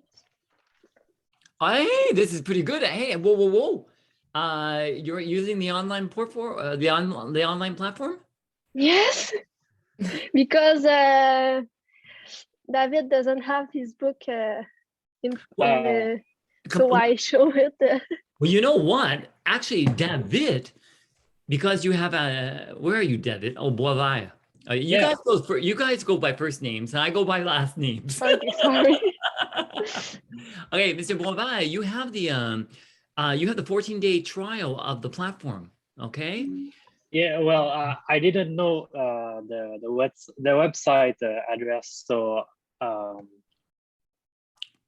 So in essence, Miss Girard, you have the platform too, huh? Are you using your 14? Are you using your 14-day trial? Yes, I used it because I didn't have my book, but I went pick it up yesterday. Okay. So I have it Where did you go pick it up? at the co-op. Sorry, I went to pick it up at the co-op at the Vendry. Vendry. Yes. Desjardins would not let you, huh? No, I think we for pickup it's only at Vendry we can go pick it. That is a piece of information some people don't know. We're gonna share that with everybody. Do you mind? We're gonna share that with everybody.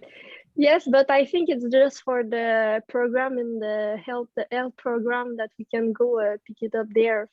Oh, because the Vendry it's only. Okay. I think. Okay, well, I don't know. But anyway, that's really good. So I'm just saying you have access to Mr. Boivin, you have access to the book. Even though you don't have it, you have access to it on the platform. Okay. So you're doing page 40. So let's go. Whose turn is it? Oh, we do it all together. Yes. Oh, we agreed all together if it's okay. the right answer. Well, I'll shut up and you guys begin. Okay. Okay. So number 2, I don't really like much salt on my food. So I will say B,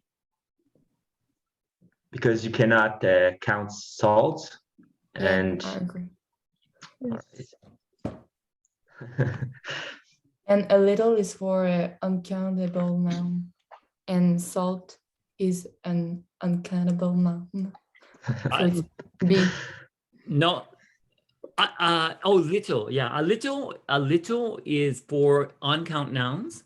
So I have a little change with me. That's with my change is non-count. I have could you put a little milk in my coffee? A little milk. And if you say I add little, it's like, because salt you can't count too. So, hey, we're learning something. Duh. When you use little all by itself, or you say a little, do you understand me? In both contexts, the noun that follows is non-count. Do you understand that? Could you put a little salt and a little sugar in my coffee? Because salt and sugar are non-count. Okay. Could you, if I want to say count, could you, excuse me, no. Could you put 1 teaspoon of sugar? That's countable. You can use 1 teaspoon of sugar. Okay. Okay, continue.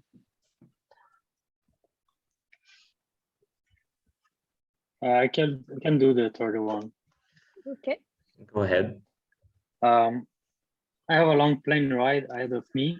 I will say but not number, letter A. I pack a few sandwiches. Yeah. Because I agree. I agree too. Yeah, a few. So a little is non-count and a few is count. A few sandwiches. Excellent. Okay, let's go. 4. Ms. Dumas, it's your turn. Okay. Mr. Lee has never studied English. He only knows how to say hello. I think it will be B. Mr. Lee knows little English. Excellent, excellent, excellent, excellent. Okay, let's go. Mr. Adam, number 6. I'm taking control. So talk to Mr. Lee's daughter. If you want to speak slowly, you can have a conversation with her. I think it's A. She knows a little English. Yes, because actually, could you read that sentence again? You're adding vocabulary to the sentence, and I don't want you adding vocabulary. Just read what you see. Okay, let's do it. Adam. So, like the letter or the number? Number 5. Number 5. Talk to Mr. Lee's daughter. If you speak slowly, you can have a conversation with her. Okay, so that means that she understands English. Okay. Yes. So, which is the best answer again? It's A. Very good. Okay, his daughter knows a little English. Okay, so this is interesting here. A little is positive. Okay, you take off the a and you say his daughter knows little English, it's negative. So a little, positive, little, negative. So it's very subtle, but it's meaningful. Okay, so excuse me, I have little money. I have little money with me, and I have a little money with me. So if I say wait, I have a little money, I'm happy. Maybe I can pay for it. But if I have little money, we're in worries. I don't have enough money. It's sure. So it's negative. Okay. Okay, I'm going to bring everybody back now. Good job.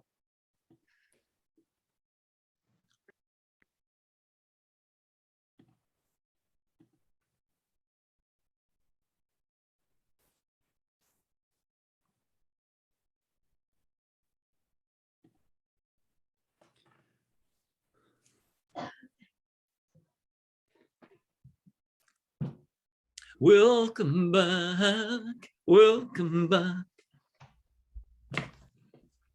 Takes a few minutes for everybody to get to come back from the breakout room, so we have to be patient. Okay, hopefully you practice very well. Hands up, you feel you practice very well. Ms. Abed, do you have a question? Let's go. Yes, I do.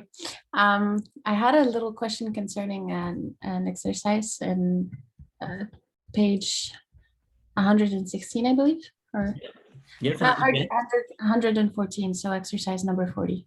Yeah. Yeah. Okay.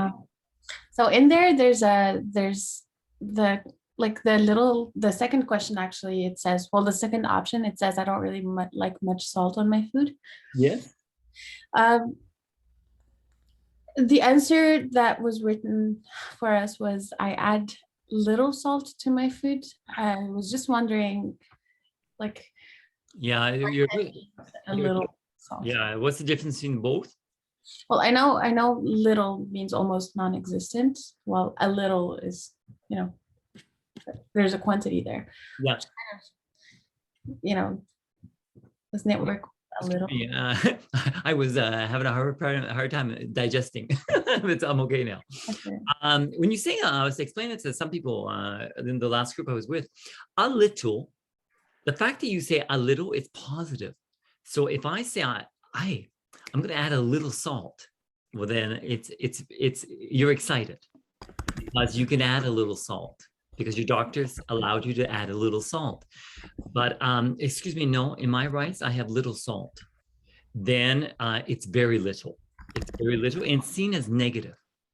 Okay, it's seen as negative. Like it's I don't have any salt, and maybe it's because you're allergic to salt, or maybe it's because the doctors told you couldn't have salt. It's seen as negative, and I'll give you go to in that same exercise. Go to number 5. It's gonna hit home better. Talk to Miss Lee's daughter. to Lee's daughter, if you speak slowly, you can have a conversation with her. So if I speak slowly and I can talk with her, well, probably if I speak slowly, she knows English. Hands up, you get that? She knows English. Okay, but in the two choices, it's exact same concept that you asked about, Miss Abed. His daughter knows a little English. So is that positive? Yeah, it is positive. And, but if I say his daughter knows little English, do you agree that's negative? Yeah, of course. Yeah, okay. So that's I'm just saying that's just an example of you're just taking the article off and you're changing the meaning completely. So it's just, for some of you, it's subtle. Okay, listen, you guys have been working hard. It's 1/4 after.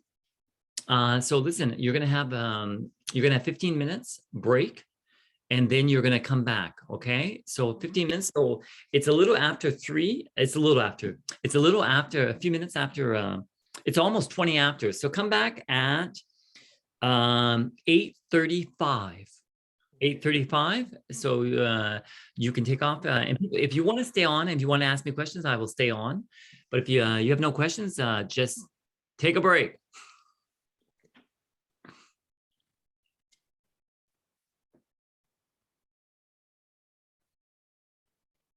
I have a little question. Yes, Mr. Boivin. I saw that in class 1 for the in the section déroulement du cours. Yes. There was like pages to do in the course notes. Yes.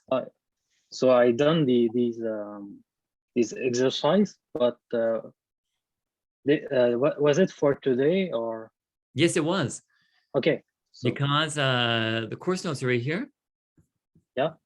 And you were asked to do. I'm going to the beginning. Yeah, the thing with the crime and. Well, you were asked to look at these pages, not all of them, but the ones that that apply to you. Okay. Mm-hmm. And were you asked to look at the study guide?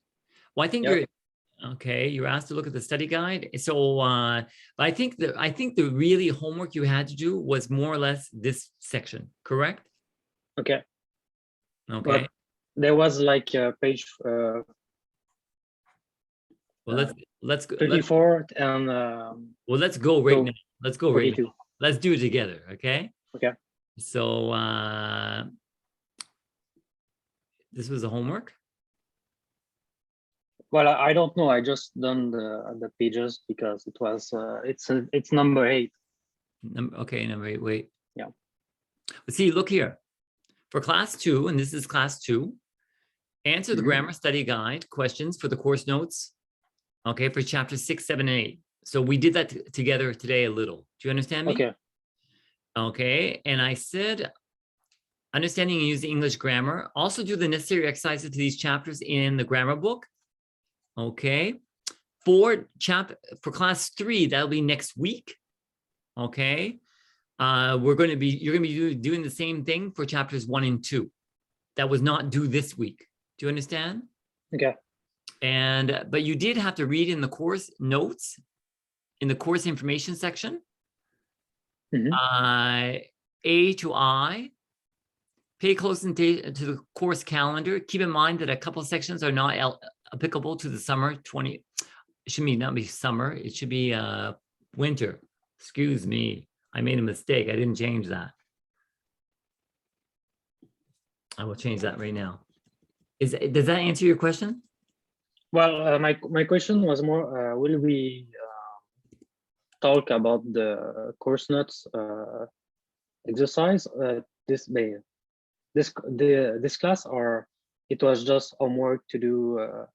No, well, this class, the purpose was to help you understand the way I work.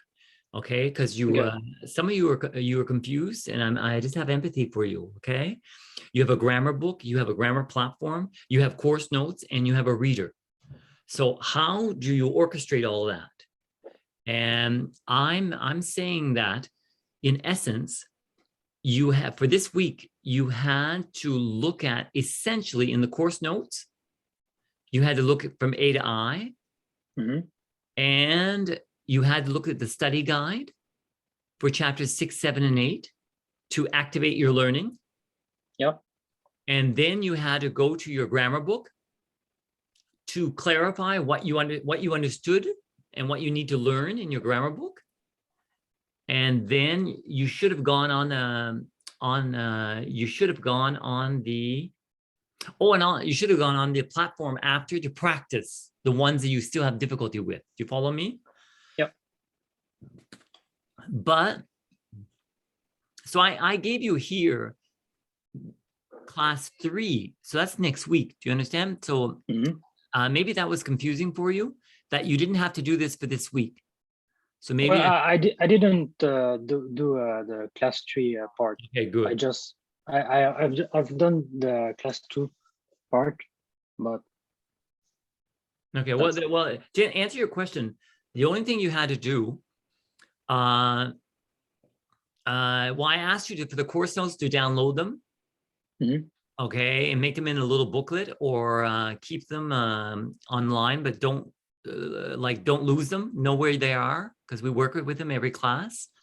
But in terms of the homework, you had the course information section to look at, and you also had the grammar book, the grammar study guide, and the course notes. These are these chapters. That's what you had to do in the course notes. Okay. Is that clearer for you? Yeah. It's just I've done the pages and the course notes, and I was asking if we were going to talk about these. These pages. Yeah. Well, I could talk about them. Like, is there anything that you had difficulty with? Because they were just more introductory pages for that section, like the exams outline. But do you have any questions? Well, not really. It's just I was just wondering if it was just homework or. Okay, no, it was homework. It was Okay. homework. But the idea is to the information. I'll help you understand here. The information I get you to read, and I put it on the homework, so I feel that you read it, because that's the beauty of it. Well, it's because it's going to help you understand the course better. Okay. Okay, so that's the reason why I asked you to do that, to understand the course better. When you know the exams, well, then you know how I'm going to be evaluating. For example, in the exams, in the writing exam and the speaking exam, you have a pronunciation. Well, in the writing, you have a grammar that's worth a lot of points. It's worth a lot of points. It's the point that is worth the most in your speaking and in your writing. So, and you will see that in the grammar evaluation grid. Okay. Well, that's going to help you. Oh my God. Well, then that's information that knows what you have to work on to be able to get a good mark. Does that make sense? Yep. Okay, excellent. Okay. And like I said, I'm going to be like after the class, I'm going to be giving more questions. I'll give you more explanations. Okay. Okay. Thank you. You're very welcome. Okay, Mr. Barrett. Hello, I have a question for you about the non-count nouns. Yes. So, is it possible for a word to be a non-count noun and also a count noun? No. Because when I read the book, the grammar book, they said that the word fruit is a non-count noun, but you can say, like, I have 2 fruits in my hand, an orange and an apple. So yeah, they're starting to do that. They're starting to do that with fruit, but I don't agree. I don't agree, because I'm an Anglophone, and I've never heard fruit as a plural form, with an S. It's okay. How much? Example, I'm going to say, because another thing you're going to learn in this course, many and much, you're going to say how much for non-count nouns. How much milk do you want in your coffee? How much fruit do you want to eat? Or how much fruit do you want to buy today? So it's always treated it's my language. It's always treated non-count. So I disagree. The book might say sometimes it's with an S, but I'm not supporting that. I'm not supporting that. No, I'm stubborn. Because I also read the dictionary and they also said that it can be both. So yeah, but I'm stubborn. I'm not accepting it. I'm not accepting it because it's most people will find it bizarre. When you're speaking English and you put an S, they'll say, something is bizarre there. Okay. English your first language, and I don't want them to do that to you. So take it as a non-count noun. Perfect. And oranges and apples and cranberries and blueberries, they are examples of the category fruit. Okay. So it works. You understand? It's logical that it's non-count. Okay, yeah, I understand that. Thank you very much. You're very welcome.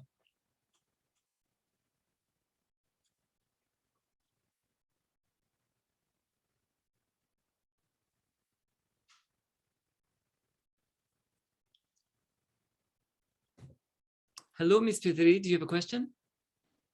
No, I don't. Okay. Sorry. I know there's no apology needed to be made. None whatsoever. I'm just waiting for the break off. Yeah, you still have 5 minutes. You still have 5 minutes. Yes, okay. I have.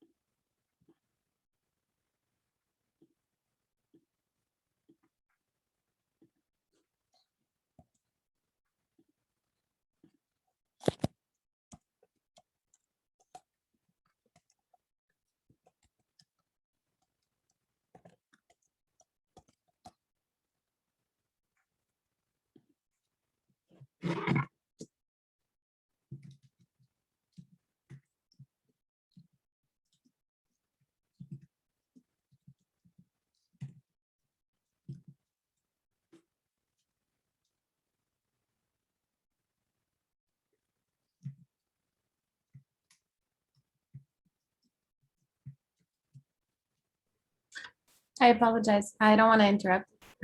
Hi. I was wondering if it was okay for me to have my camera off after a little bit because I'm just eating for the first time of the day.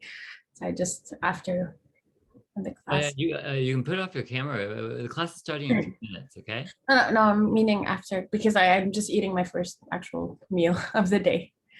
Okay, yeah. While you're eating, I don't mind you closing your camera. Okay, but thank you. after you're done eating, just okay, no problem. I'll be back. Okay, thank you. You're very welcome.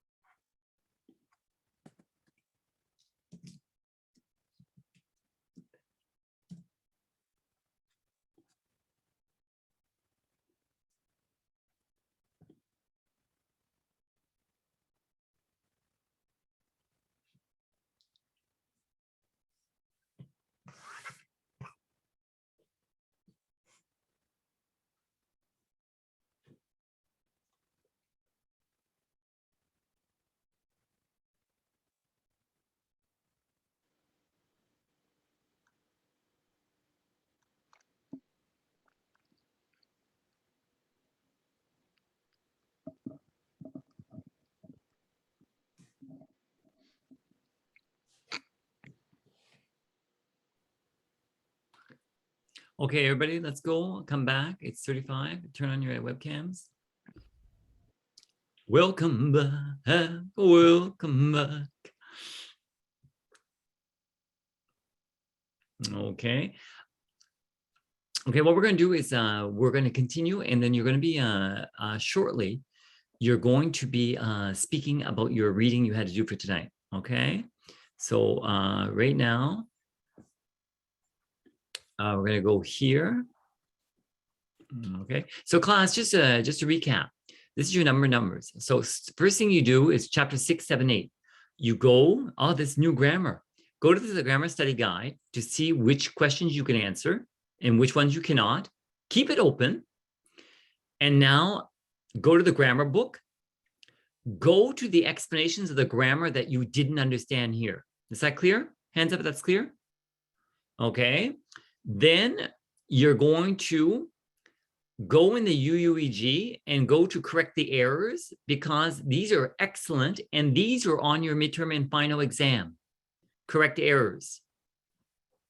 Then you're going to go to the platform to practice your grammar. Is that clear?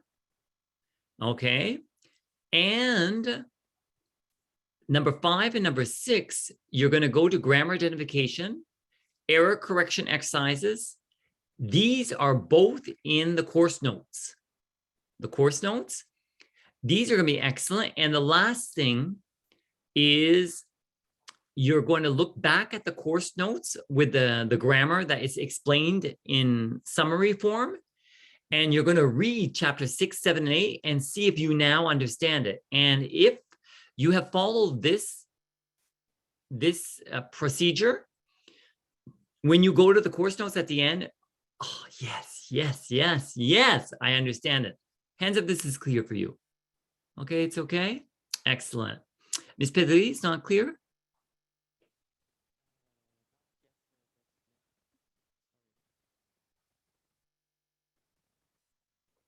Oh,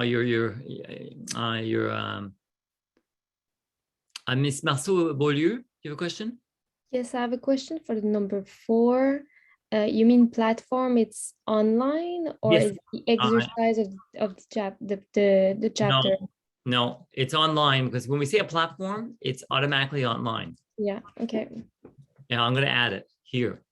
Do you understand that? Yeah. I'm going to add it because that's clearer. Okay. Now we did that. Excuse me. Yes. Where can we find this this recap every time? This course notes? Yes. I'm going to put it on the platform. I'm going to put it on, excuse me, I'm going to put it on the portal. Okay, it's for the next class? Yes, it is. Yes. Okay. Yes, it is. Okay. Well, actually, I'm teaching today with this. Okay.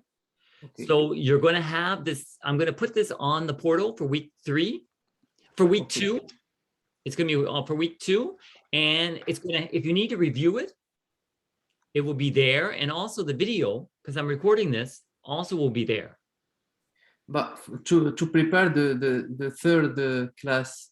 3 on the portal in class 3, déroulement de cours, you don't have access yet, but you will have access at the end of the course, and you will know exactly what you have to do for class 3. Okay. Okay. Okay. Thank you.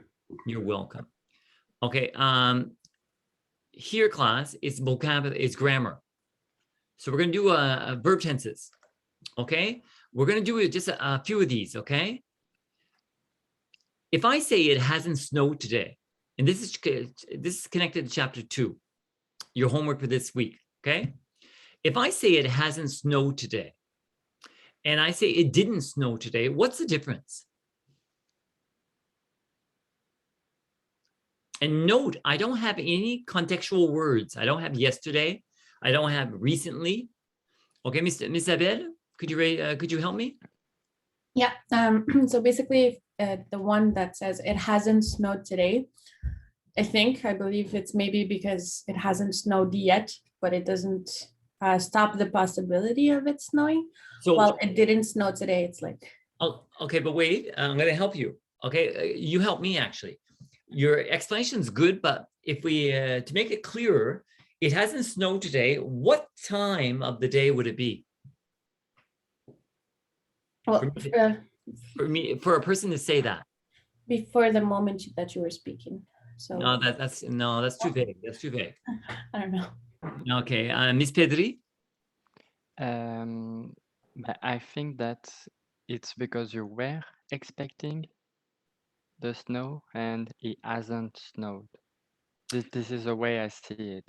Okay, well, it's not wrong what you're saying. You might be expecting it. However, no, Mr. Fool. I think the second one, it's the end of the day. Bingo, excellent. And because it's the end of the day, why do we say it didn't snow today? Because it's sure that it's not going to. Excellent, because you're at the end of the day. You're 11 o'clock and you're going to bed and you looked out the window, it didn't snow still. It hasn't snowed still, so you're going to say, well, today it didn't snow. Very good. Okay, now go back to A. Okay, it hasn't snowed today. Miss Abed, you did explain it well, but I need a time. Could somebody help me? What time would it be?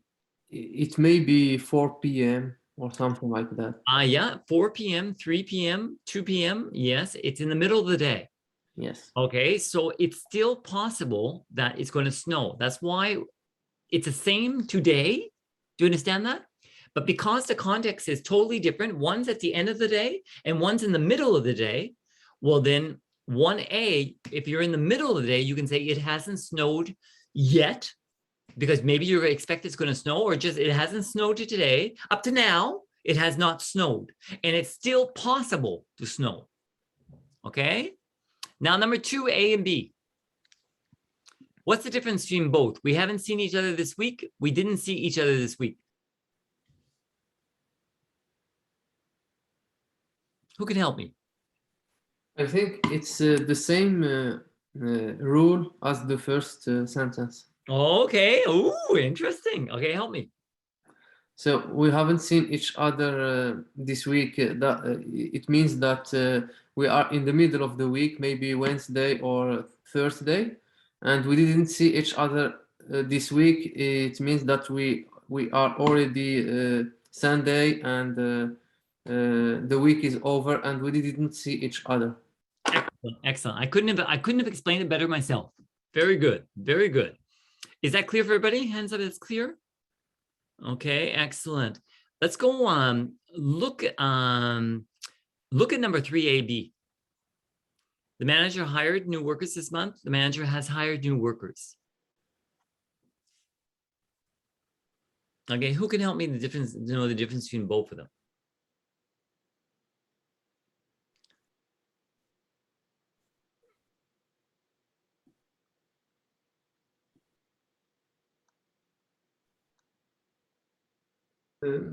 I think the first sentence is defined in a specific period of time. How? How is it done? The manager hired new workers this month. It's all about this month. Okay, explain. So in the last month. Not last month, it's this month. This month. So okay, this is the end of the month. Yes, the end of the month. So what day? The 30 or 31. Excellent, excellent, excellent. That's why we can say the manager hired new workers this month. And in his mind, it's January 31st. Do you understand that? That's why he put it in the simple past. But look at B. The manager has hired new workers. Mr. Lack, do you understand that one? Maybe this is during the month. Okay. And the person says the manager has hired new workers. Is it possible? Is it possible in the rest of the month, if it's in the middle of the month, that the manager is going to hire new workers? Yes. Yes, it's possible. Yeah. So B, again, they're all interconnected. Do you see that? They're all interconnected, but class, you should be, when you're speaking, you should be trying to grasp more clearly in your mind, what does each verb tense allow you to say? And okay. So, and just look at here. She didn't put out the garbage this morning. She hasn't put out the garbage. Miss Butamente? Sorry, can you repeat the question? Well, look at 4A and 4B. What's the difference between both?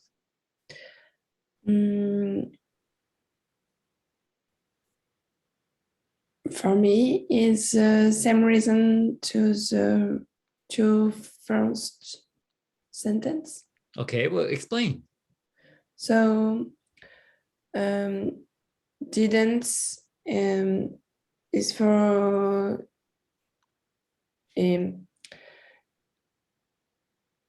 injection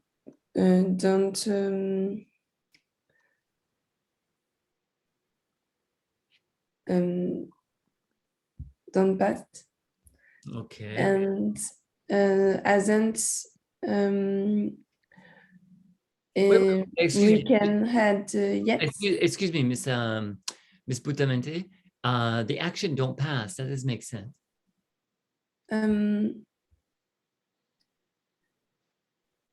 So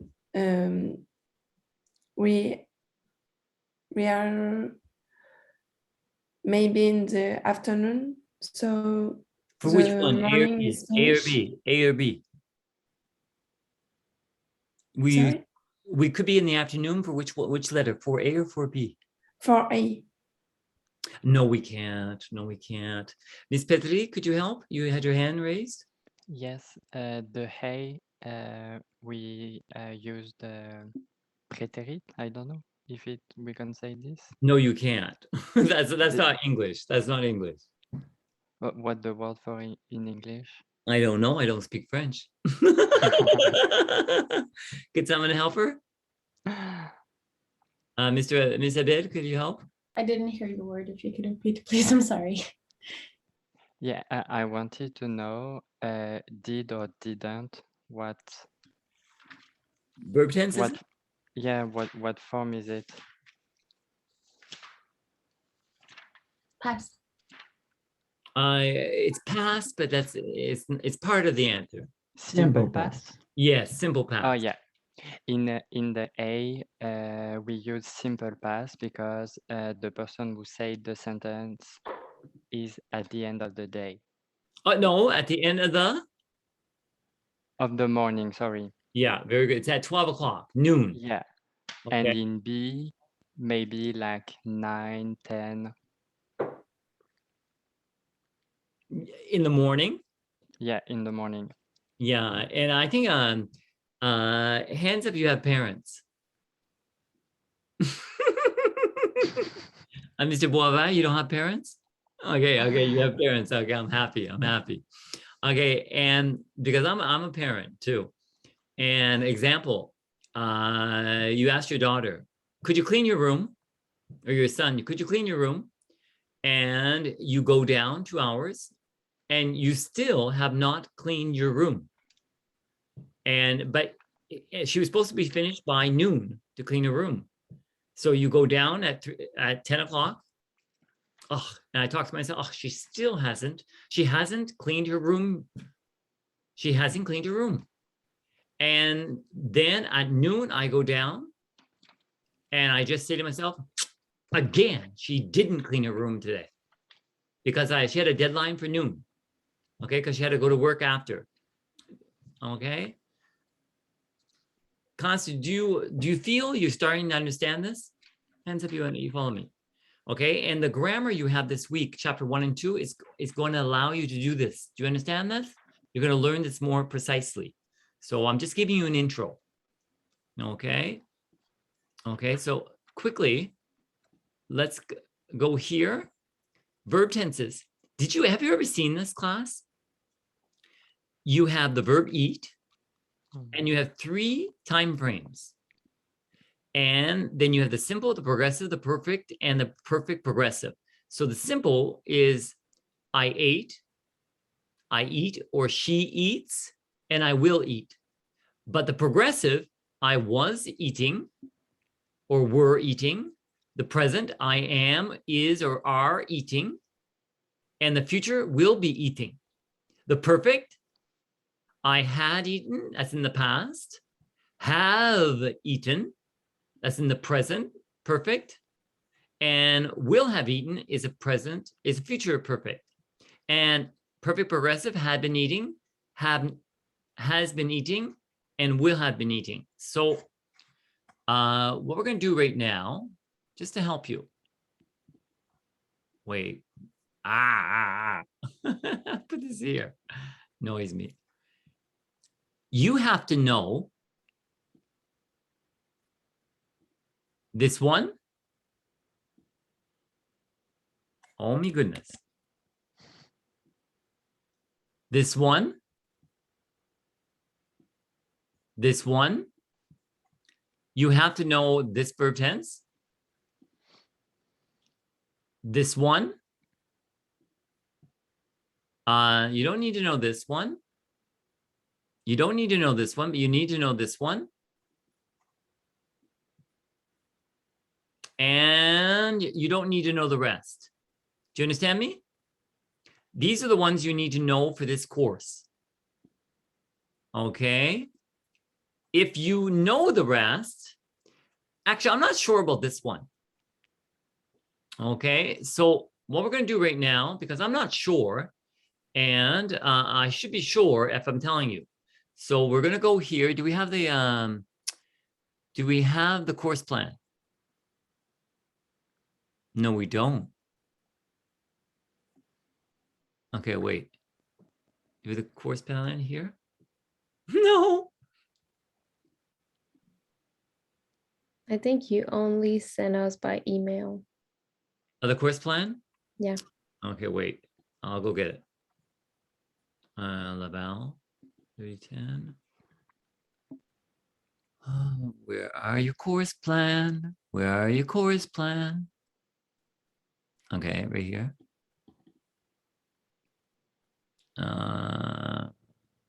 No. There you go.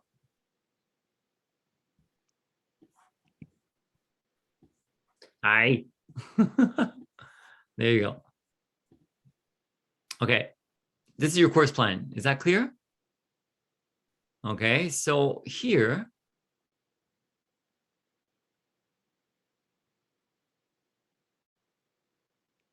go right here, the grammar elements. You see the grammar elements?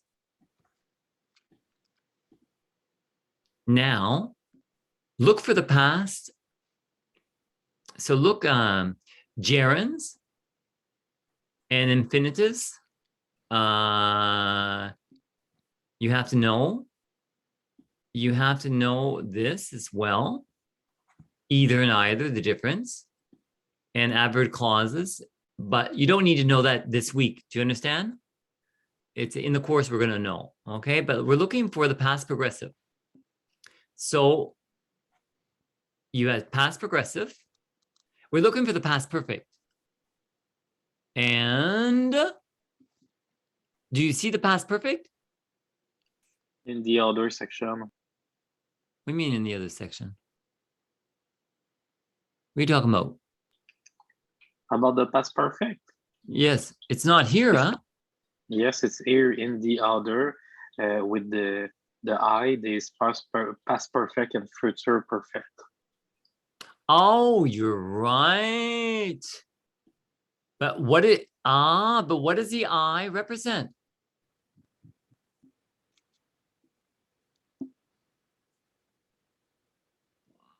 Mr. Dumont? Excuse me, introduced but not tested. Okay, so can I evaluate you with this? No. No, I can't. Okay, I can introduce it to you, but I can't evaluate you with it. Okay, so that means if you can use it, if you can learn it and you can use it in your grammar and in your speaking, well, then I have to give you bonus points. Do you understand that? Because you're learning more than you need to learn for this course. So anyway, there. Okay. Is that clear in terms of what you have to know? Okay. Okay, let's go. Okay, of grammar. Okay, now. Okay, this we don't have time for, so we're gonna go here. Pronunciation. Page 93 in your course notes. So go open your course notes right now.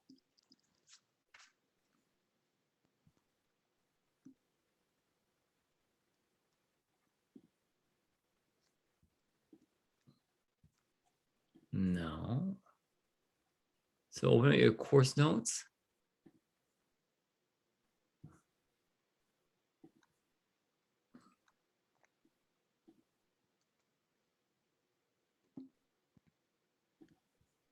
Okay, now go to page 93, and we saw it's silent pronunciation. Do you see that? So go there, and we have these words like listening and no. They have consonants you don't pronounce. We're gonna do the first 10. Okay, so let's go. Mr. Adam, could you read the first one? Answer. Okay, which letter is not pronounced?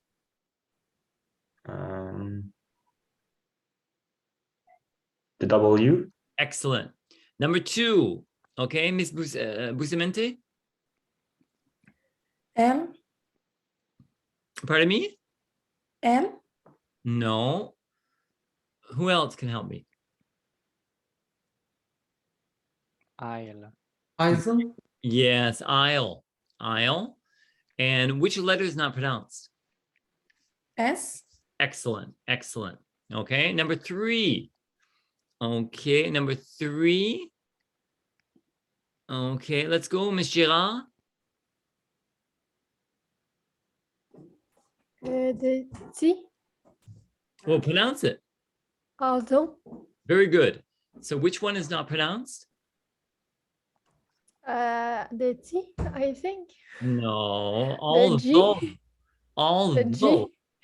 I don't know. It's a GH, the GH. GH. Okay. Okay. Miss Abed, number 4. Asthma. Okay, so which one? Pardon me? TH. The TH. Very excellent. 5, Miss Dumas. Autumn. Autumn. Very good. It's ah. Say it again. Autumn. Very good. Okay, which letter is not pronounced? The U. Autumn. No, it's pronounced. The N at the end. Yeah, very good. Number 6, Mr. Liev, pronounce it. Is it the M or the N? For number 5, it's the N, like Nancy. Okay. Okay, number 6, how do you pronounce this, Mr. Liev? Bomb. Yes, so which one's not pronounced? The M. No, you pronounce it. Bomb. I'm going to put a bomb under your bed. Okay. So which letter is not pronounced? I don't know. Help him, class. The second P. Very good. The second B, this one. Okay, let's go with Mr. Lavoie. Could you pronounce number 7? Campaign. Excellent. Which letter is not pronounced? The N. Well, actually, there are 2 letters not pronounced. It's a J and N. Excellent. GN. Very good. Number 8. Okay, let's go. Let's get other people. Miss Paré, are you there? Number 8.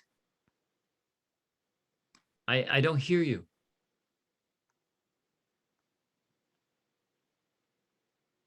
No, I don't hear you at all. Miss Marceau-Beaulieu? Climb. Excellent. Which letter is not pronounced? The B. Excellent. Number 9, Miss Paré, you gonna try again? No, it still doesn't work. Sorry. Miss Dufal. could. Excellent. Which letter is not pronounced?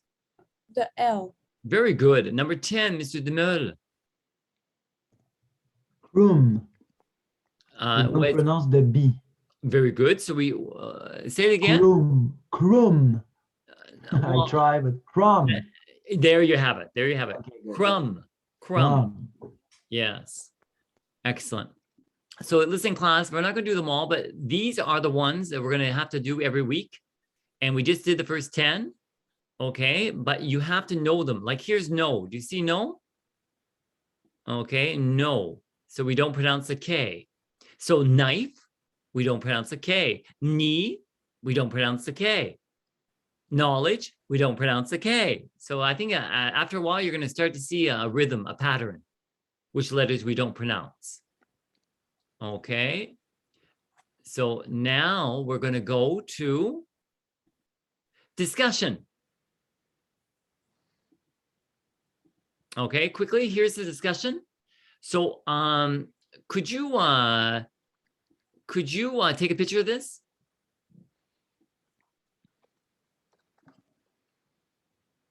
Take a picture of the question.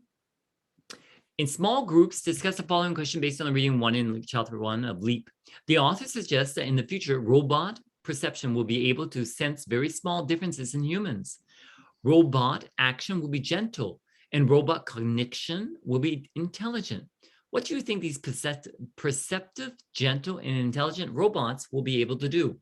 It's page 9. Okay. Answer this question and try to use the grammar that you have learned in this course. Okay. Do you have an answer? Yes, I do. Don't say yeah. Huh? No, say pardon me. Start implementing the grammar that the grammar I'm trying to teach you in this course. Okay.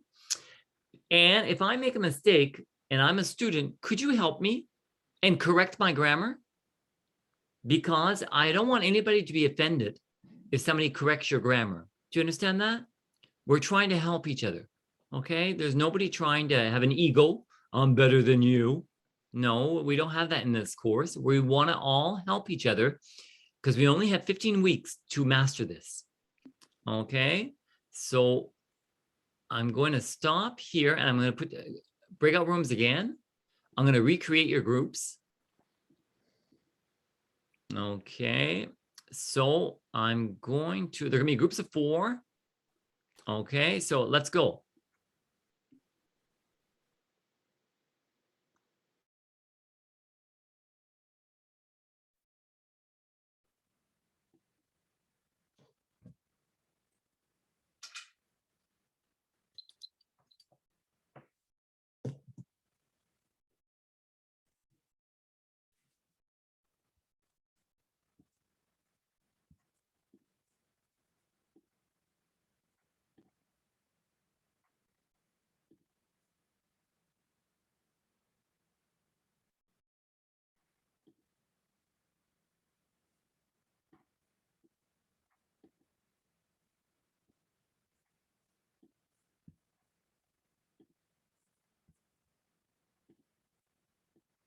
So, did you see my screen? Do you see my screen? Excuse me. Yes, I do. Do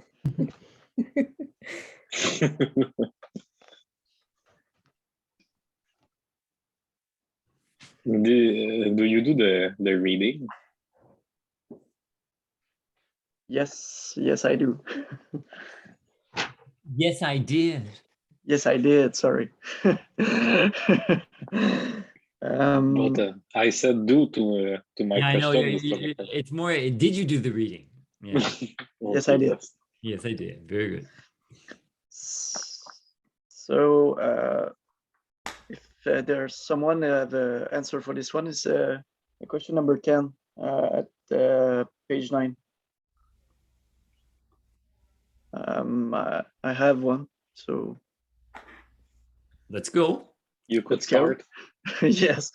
So I said to this question that I believe that if researchers are able to further research in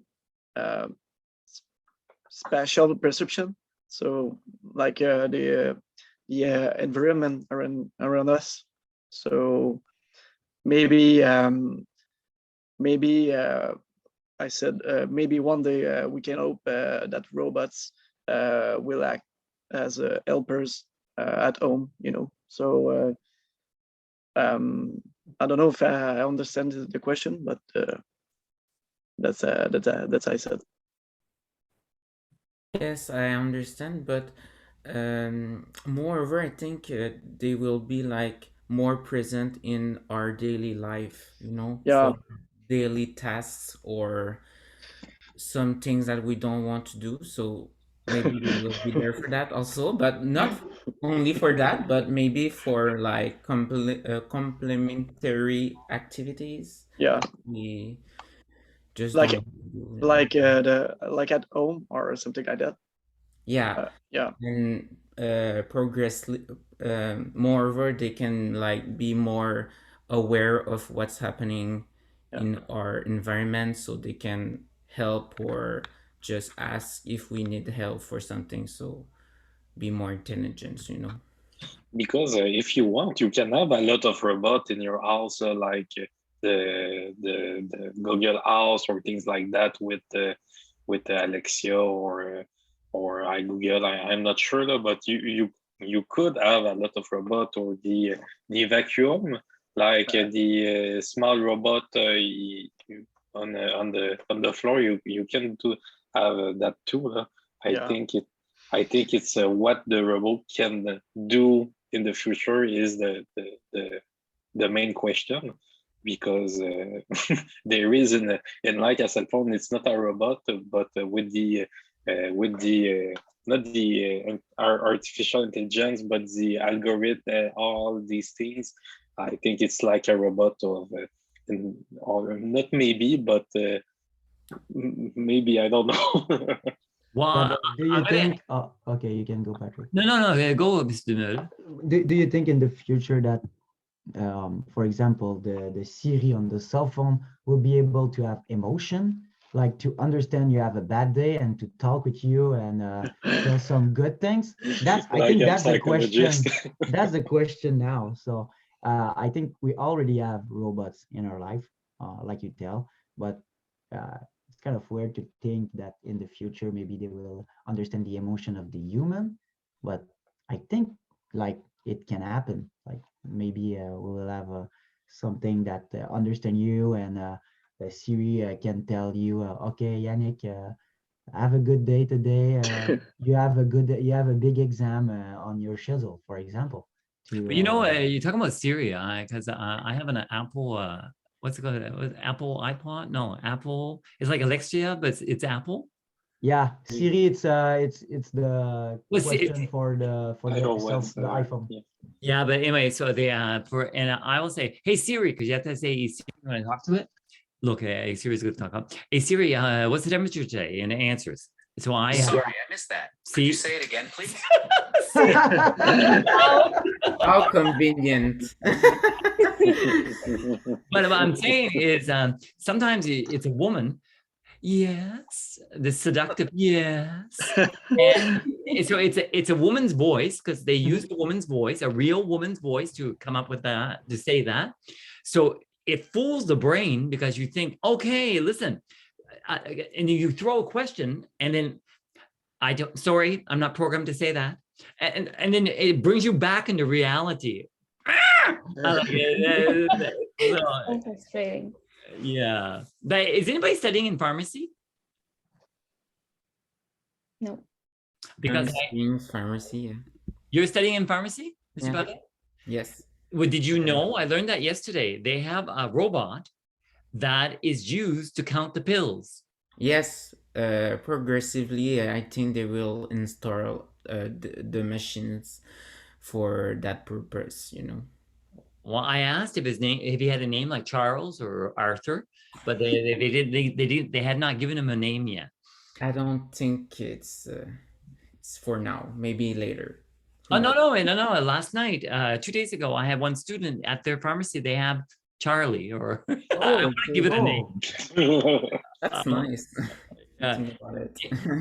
Did you, I'm just curious, did you guys ever see the movie? I remember that there's a movie because I think Mr. Trotsi, you did it very well.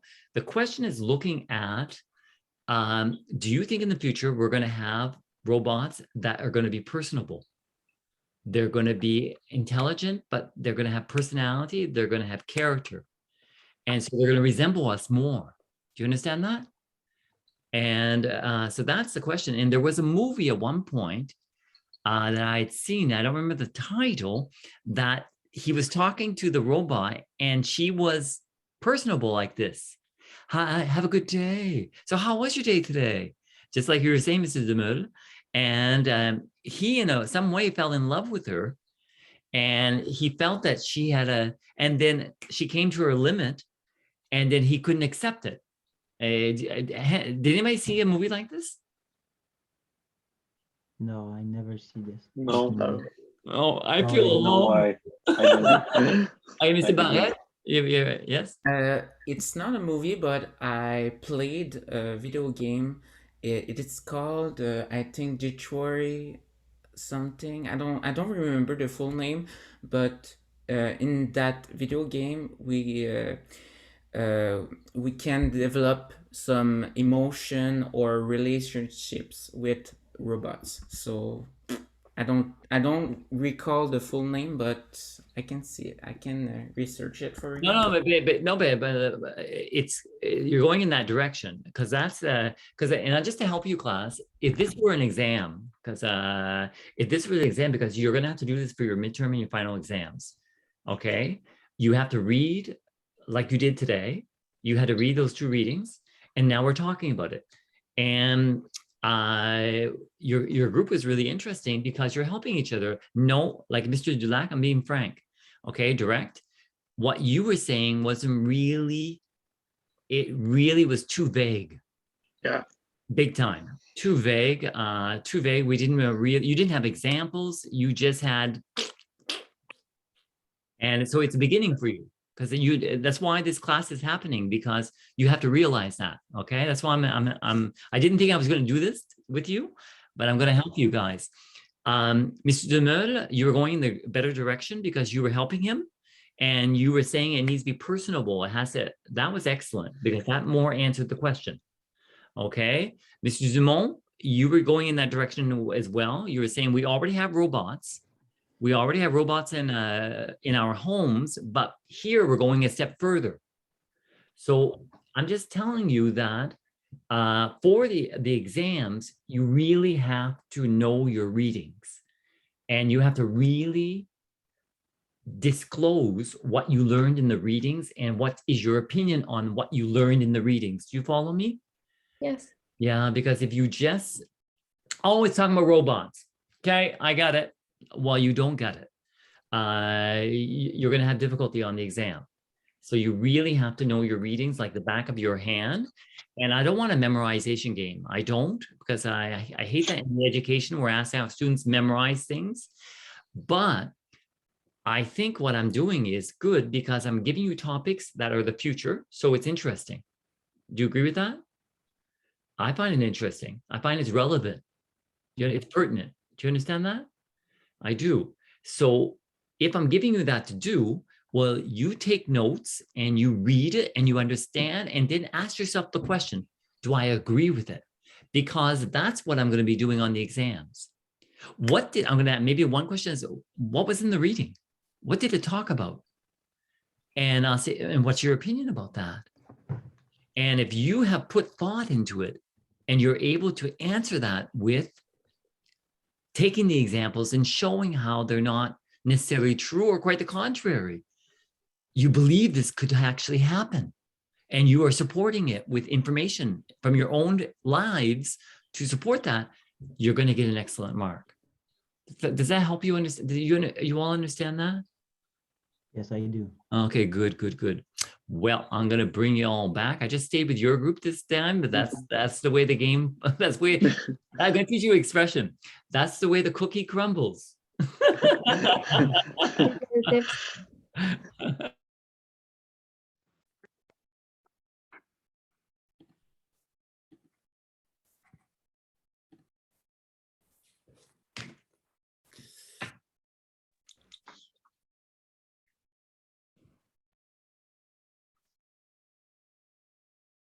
Oh, you're all coming back. We're all coming back. We're taking a little bit of time to come back. Okay, but it's all coming together. Okay, so we're waiting for other people. Okay, time is ticking. I only have 6 minutes left, so I gotta be on the ball. But just quickly, I want to help you quickly. You had a question to answer, and I only visited one group. I know that's the way the cookie crumbles. It was getting into interesting. So I'm going to share with what I discussed with everybody. You had oh wait, more people need to come. I'm telling you, the breakout rooms, it's long sometimes for people to come back. It's like it sends you out to outer space, and you have to come back. Okay. Because we enjoy talking to each other. We don't want to stop, you know. There. Look, there. Now we're all back. Okay, excellent. Okay, now I can. There. You see the difference? Like 7 people came back in 2 seconds.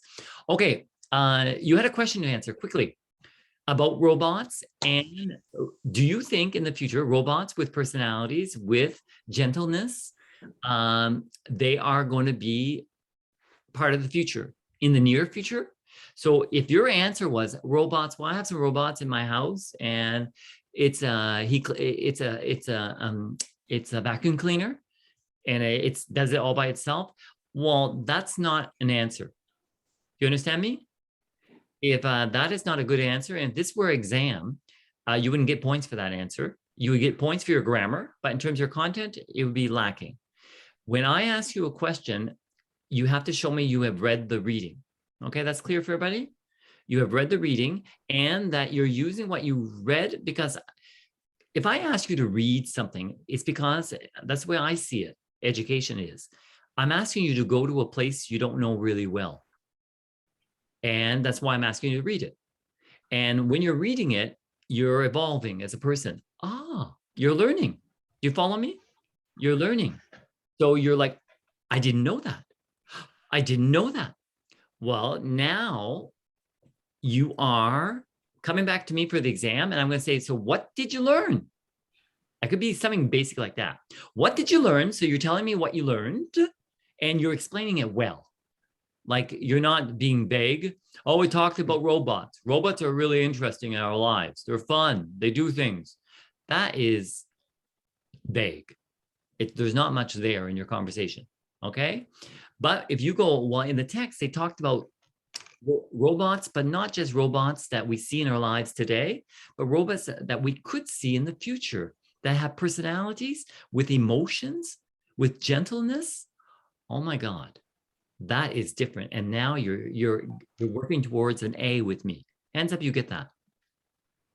Okay. And my next question is, what do you think about this? Now I'm getting I don't want you just memorizing. Now, what is your personality? What is your opinion? And if you can use the text as a springboard, and now express your opinion, oh my God, and you do it with the correct grammar, do you follow me? That's what I want. And if you're using vocabulary that you learned, and you're using that vocabulary in your answers that come from the text, so that there are new words that now you're using in your, oh my God, you have it. I'm excited. I'm happy. So it's going to have an impact on your mark. Is this clear for everybody? I just wanted to take a few minutes right here. And I know I got to be quick because time is ticking. So let's go here quickly. Quickly here. Could we do it? It's 19. I have 1 minute. Jeez. Oh my God. Okay. Good, bad, thing, stuff, interesting, nice, and funny. They're not good words. They're very simple words. So what's another word quickly for good? Open up your mics. We're going to do it quickly. Give me another word for good. Great. Excellent. Another word for bad. Wrong. Pardon me? Wrong. Wrong. A thing. Pardon me? Object. An object. Excellent. Stuff. Matter. Pardon me? Matters. Matters. Okay. Stuff could be anything. Chips, books, but don't say stuff. Give it the actual object. Okay. Interesting.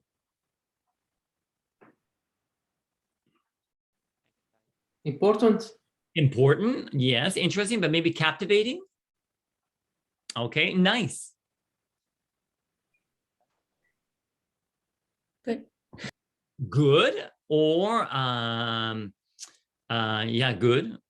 It's a good one. Yeah, nice. It's nice. It's yeah, good is okay. Funny. Hilarious. Hilarious is excellent. Yeah, Hilarious. hilarious is excellent. Okay. Okay, now I'm going to give you quickly your homework. Okay. Okay, actually, it's here, your homework, but I'm going to go in the portal. Okay, I'm going to show you your homework. So you're going to go, you can go into it right now. Déroulement de cours. Okay, I'm going to let you in, guys.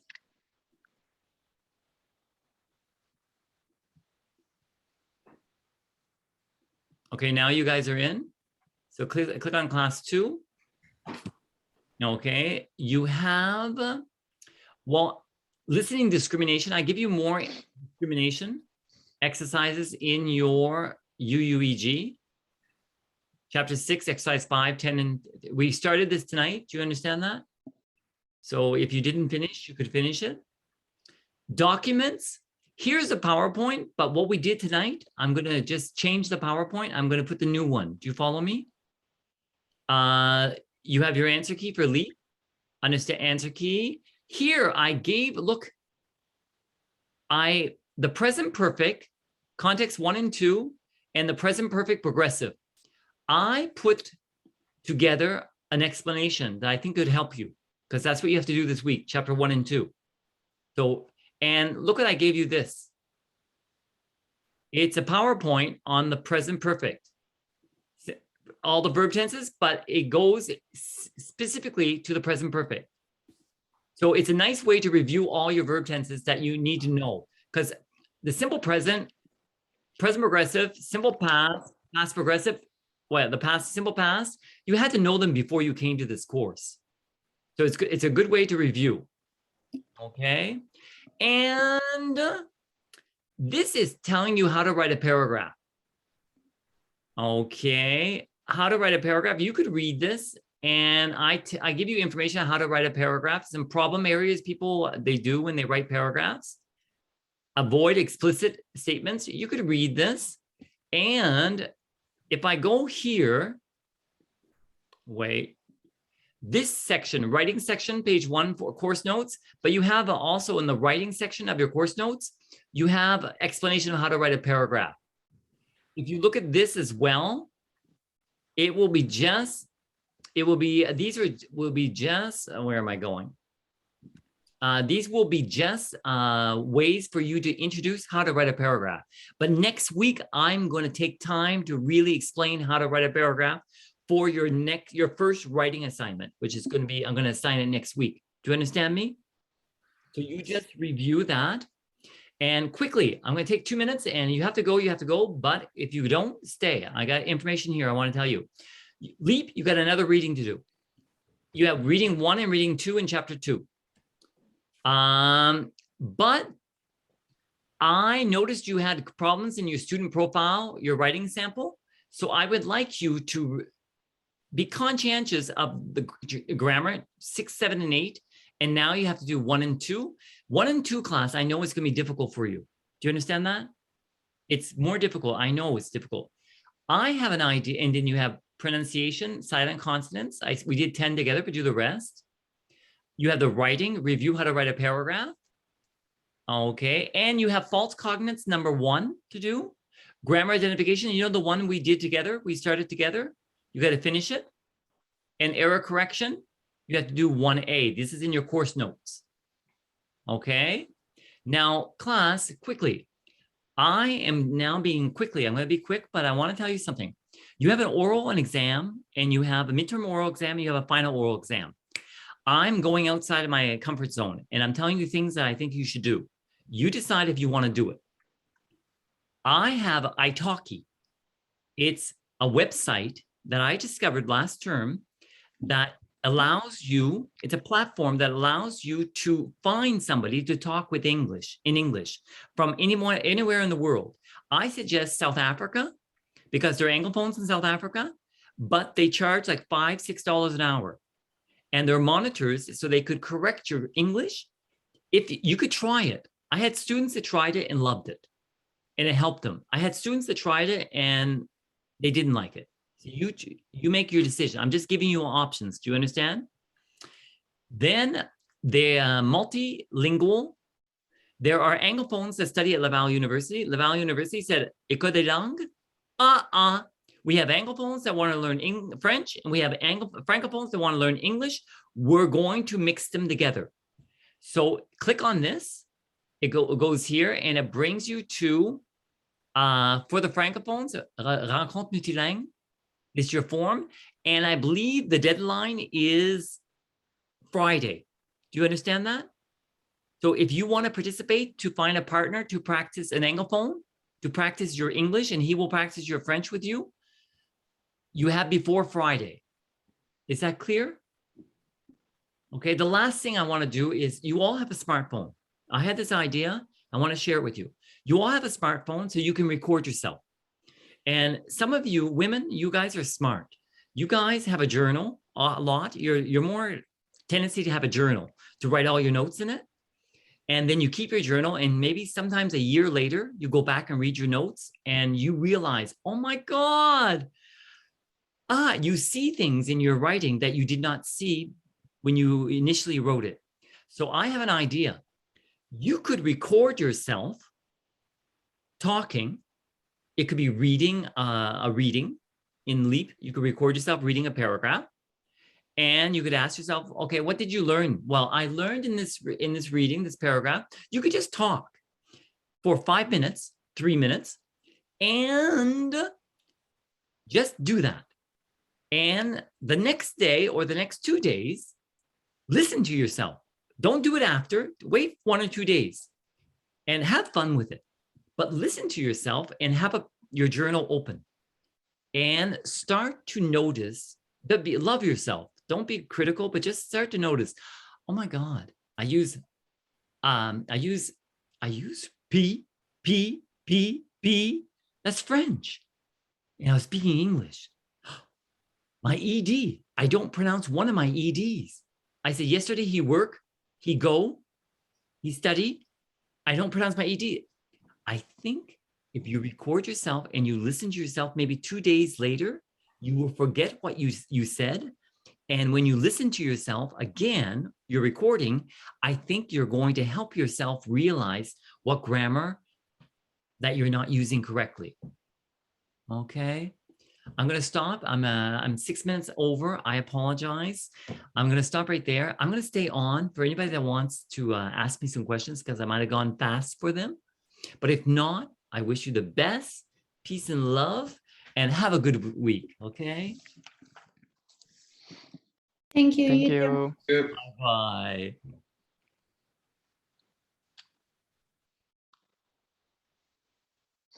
I have a quick question. Yes. I don't have the document, but I think that there is a mistake in the date of the exam in the document you gave us. Okay, when you mean in the exams? Yeah, but I will send you an email just to be sure, because send me an email and I will answer it. Okay. Yes, that's it. Thank you. You're very welcome. Have a good evening. You too. Have a good evening. I have a question too. Yes. I talked to you last week about some conflict about the schedule Yes, of I my remember. exam. Yes, I remember. So I joined my I don't know how to say it in English. Program director. Director, yeah. And they say they cannot do anything for me. So, and they cannot change the hours of the exam. So I cannot do anything. I will necessarily miss an hour of the class, but not each class, just 2 times during the semester. Yeah, but if your 2 times are during the exams, there's a problem. It's not during an exam of yours. Oh, it's no. No, You it's an verified? exam of my program. Okay, you have verified? Yeah. It's not Okay. at the same time. Yeah. Would it I help? checked. Would it help because your class is with me on Wednesday? Okay. Would it help for those 2 weeks to come to my class on Monday? Oh, I'm pretty sure yes, it will. I will check. Because on Monday I have a class at the same time. Okay. And it's at 6:30. It's only on Mondays. It's exact same week as yours. Do you follow me? Okay. Yes, I think it will be a very good idea. It will help We me. found a solution. Excellent. Yeah. So for So, those 2, could you just tell me in an email? Could you send me an email and tell me specifically which dates will you be in my Monday class? So when I will note it in my notebooks, so I won't be surprised by you. Okay. it's Monday, right? Yeah, it's Monday. Yeah. Okay, perfect. Thank you. At the same time, 6:30 to 9:30, 9:20. Okay, that's good. Okay, thank you very much. You're very welcome. Bye-bye. Bye-bye. Yeah. I also have a question. Yeah. It's about next week. I have like a formation with my program, and I will unfortunately miss the class. And it is possible to record it because I know it will be important for me to like for the paragraph, and I like very would like to be there, but I can't. Yeah, I'm just curious, which training do you have? I have the book right here. It's santé sécurité sur les chantiers. It's like health and care. I don't know. Okay, which program are you in? I'm doing a bachelor's degree in civil engineer. So I have to do this formation to go in I have to do this training. This training to go into like building places. Yeah, no, it's normal. And the training is only provided. It's only provided in the evening. Like it was supposed to be in class the weekend, but I don't know why you cannot, because of the COVID. They changed that, and we can only have 4 hours a day of online education. Yeah, it will be like Monday, Tuesday, Wednesday, and the weekend. Well, could we do the same thing for you, just to help you? Because I could record it, but I know I was a student, and I know not many students are going to watch this 2 hours, these 3 hours. Okay, you're gonna go no. Yeah. And so it would be best if you're going to learn to be part of the class. Do you follow me? Yes. So could it be possible that for that 1 week, next week, you come to my Monday class? Yes, like my training is Monday also. Like, it is. I think it started it will start at 6 to 9. 6 to 9. So it's Monday evening and Wednesday evening. Yeah, it's like this weekend and until Wednesday. Oh my God. Okay, it's kind of annoying. Yeah. Well, hey, I can. Well, you're lucky because it's an evaluation. There's no evaluation. Yeah, I know. But you're lucky because if it were an evaluation, that would be comical. Yeah, that would be a problem because you'd have to tell your superior, sorry, I have an evaluation. And like usually I don't miss class, and I'm a little bit stressed about that because it's my first class I will miss this Wednesday. So yeah, I don't want to miss any hours of any courses. Behave, peace and love. We do what we can, and the fact that you are talking to me, do you understand? You're talking to me and telling me a week before, and I'm getting to know my students too. It's my second class, and so the students who arrive in class, I'm getting to know you. Okay, so you're so it's not a problem. I will record it. I will record, and I will put it on the portal.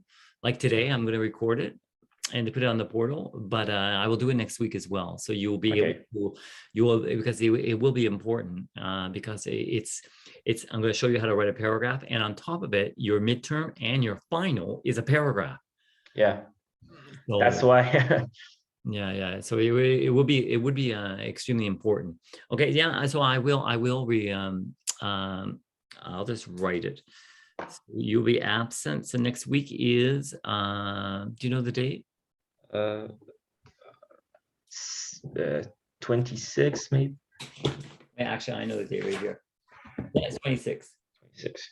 So I'm gonna write missing Mr. Adam. And Mr. Adam. Yeah. Yeah, Mr. That's your name, huh? Yeah. Yeah. Yeah. I'm the only teacher that calls you Mr. Adam. Yeah. Okay, record class. Okay. So it will be available on the portal. Yes, it will. Yes, it will. Perfect. So technically, it would be available in class 3. Okay. Like this week, you have class 2 homework. So Mhm. it would be class 3 homework, and the video would be for your class. All right. Because you'll have the Monday class video, and you'll have the Wednesday class video. Perfect. So a big thank you for that. Yeah, It's very appreciated. Yeah, I do. I just want to ask you a question just quickly. Yeah. Was it clear tonight? Do you feel, you're just one student, I wanted to ask you because that was a concern for me, and time was ticking, and I felt bad that we went 6 minutes over. And so, was it clear for you tonight that I wanted you to explain you clearly how to use the grammar book, the online platform, your reader, your like the order of yes, using, the order. Yeah, but like for me, yes, it was very clear. I also you wrote it on the portal, so I think it will be Yes, I did, but it's just I can write a lot of things on the portal, Yeah. but it doesn't, if it doesn't go in your head, it doesn't go in your head. Yeah. Also, I take notes so on everything, so I have write it down. Okay, I have wrote it down. Well, actually, it's a peace and love. It's your grammar you have to learn this week. With the present perfect, I'm gonna miss it. Oh, it's true. But still speak like that. Yeah, but with have you have and write is the verb. Write is base form. It's and then you have wrote is simple past, but you have a third one for the have. I have wrote it. Close. Wrote just. It's write, wrote, written. Written. Okay. So so you could say I have written down notes. I have written down notes. Okay. Yes, very good, very good. Yeah. So it's I have written, but you just gave me an opportunity to correct it. It was too cute. It was too cute. I have wrote, and I have to do with my job. I have to do my job. But that's going to be that's essentially, in essence, that's what you're going to be learning this week at your home. Okay. Okay. So I think this correction is just going to solidify it a little more, and then next week I'm going to try to clarify it even better, and then students are going to have an opportunity to ask me questions, but I will record it so you'll be able to see that. And even if you see it, okay, and a question does come up, don't hesitate just to send me a quick email. Okay. Okay. Yeah. All right. Well, then you have a good one. You too. Okay. And thank you again. You're very welcome. Bye-bye. Bye.